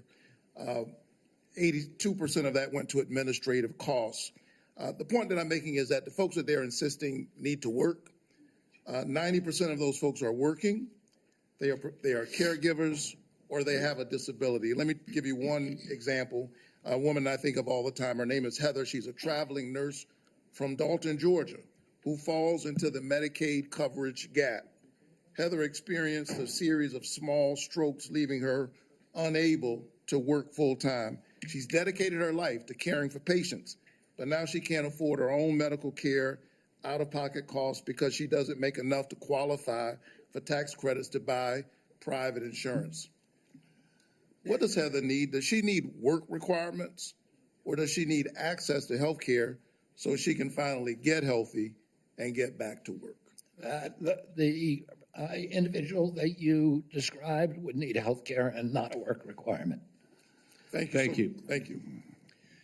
Thank you. And we are done with the questioning now, Mr. Kennedy. I apologize to you, to the audience, and to all of my colleagues to have to rush it here at the end, but we have a vote on the Senate floor that they're going to close in about 3 minutes. I want to thank you for appearing before this committee. You have been accessible to the members and staff on both sides of the aisle of the Finance Committee throughout a rigorous process, and I want the whole world to know that you spent hours in meetings answering questions outside of this hearing and providing documents and responses on issue after issue after issue. You've gone through the most thorough vetting process that any committee in this Congress puts anybody through. And I think that you have come through well and deserve to be confirmed. I would like to remind my colleagues that the deadline for submitting any questions for the record is 5 p.m. today. 5 p.m. today. And Mr. Kennedy, we ask that you respond to those questions as quickly as you possibly can. With that, I'm going to leave you in this room and run over to vote. This hearing will be adjourned. I still encourage the audience to be polite and respectful no matter what side of the issues you may be on. And Mr. Kennedy, I look forward to working with you. Thank you, Mr. Chairman. We're adjourned.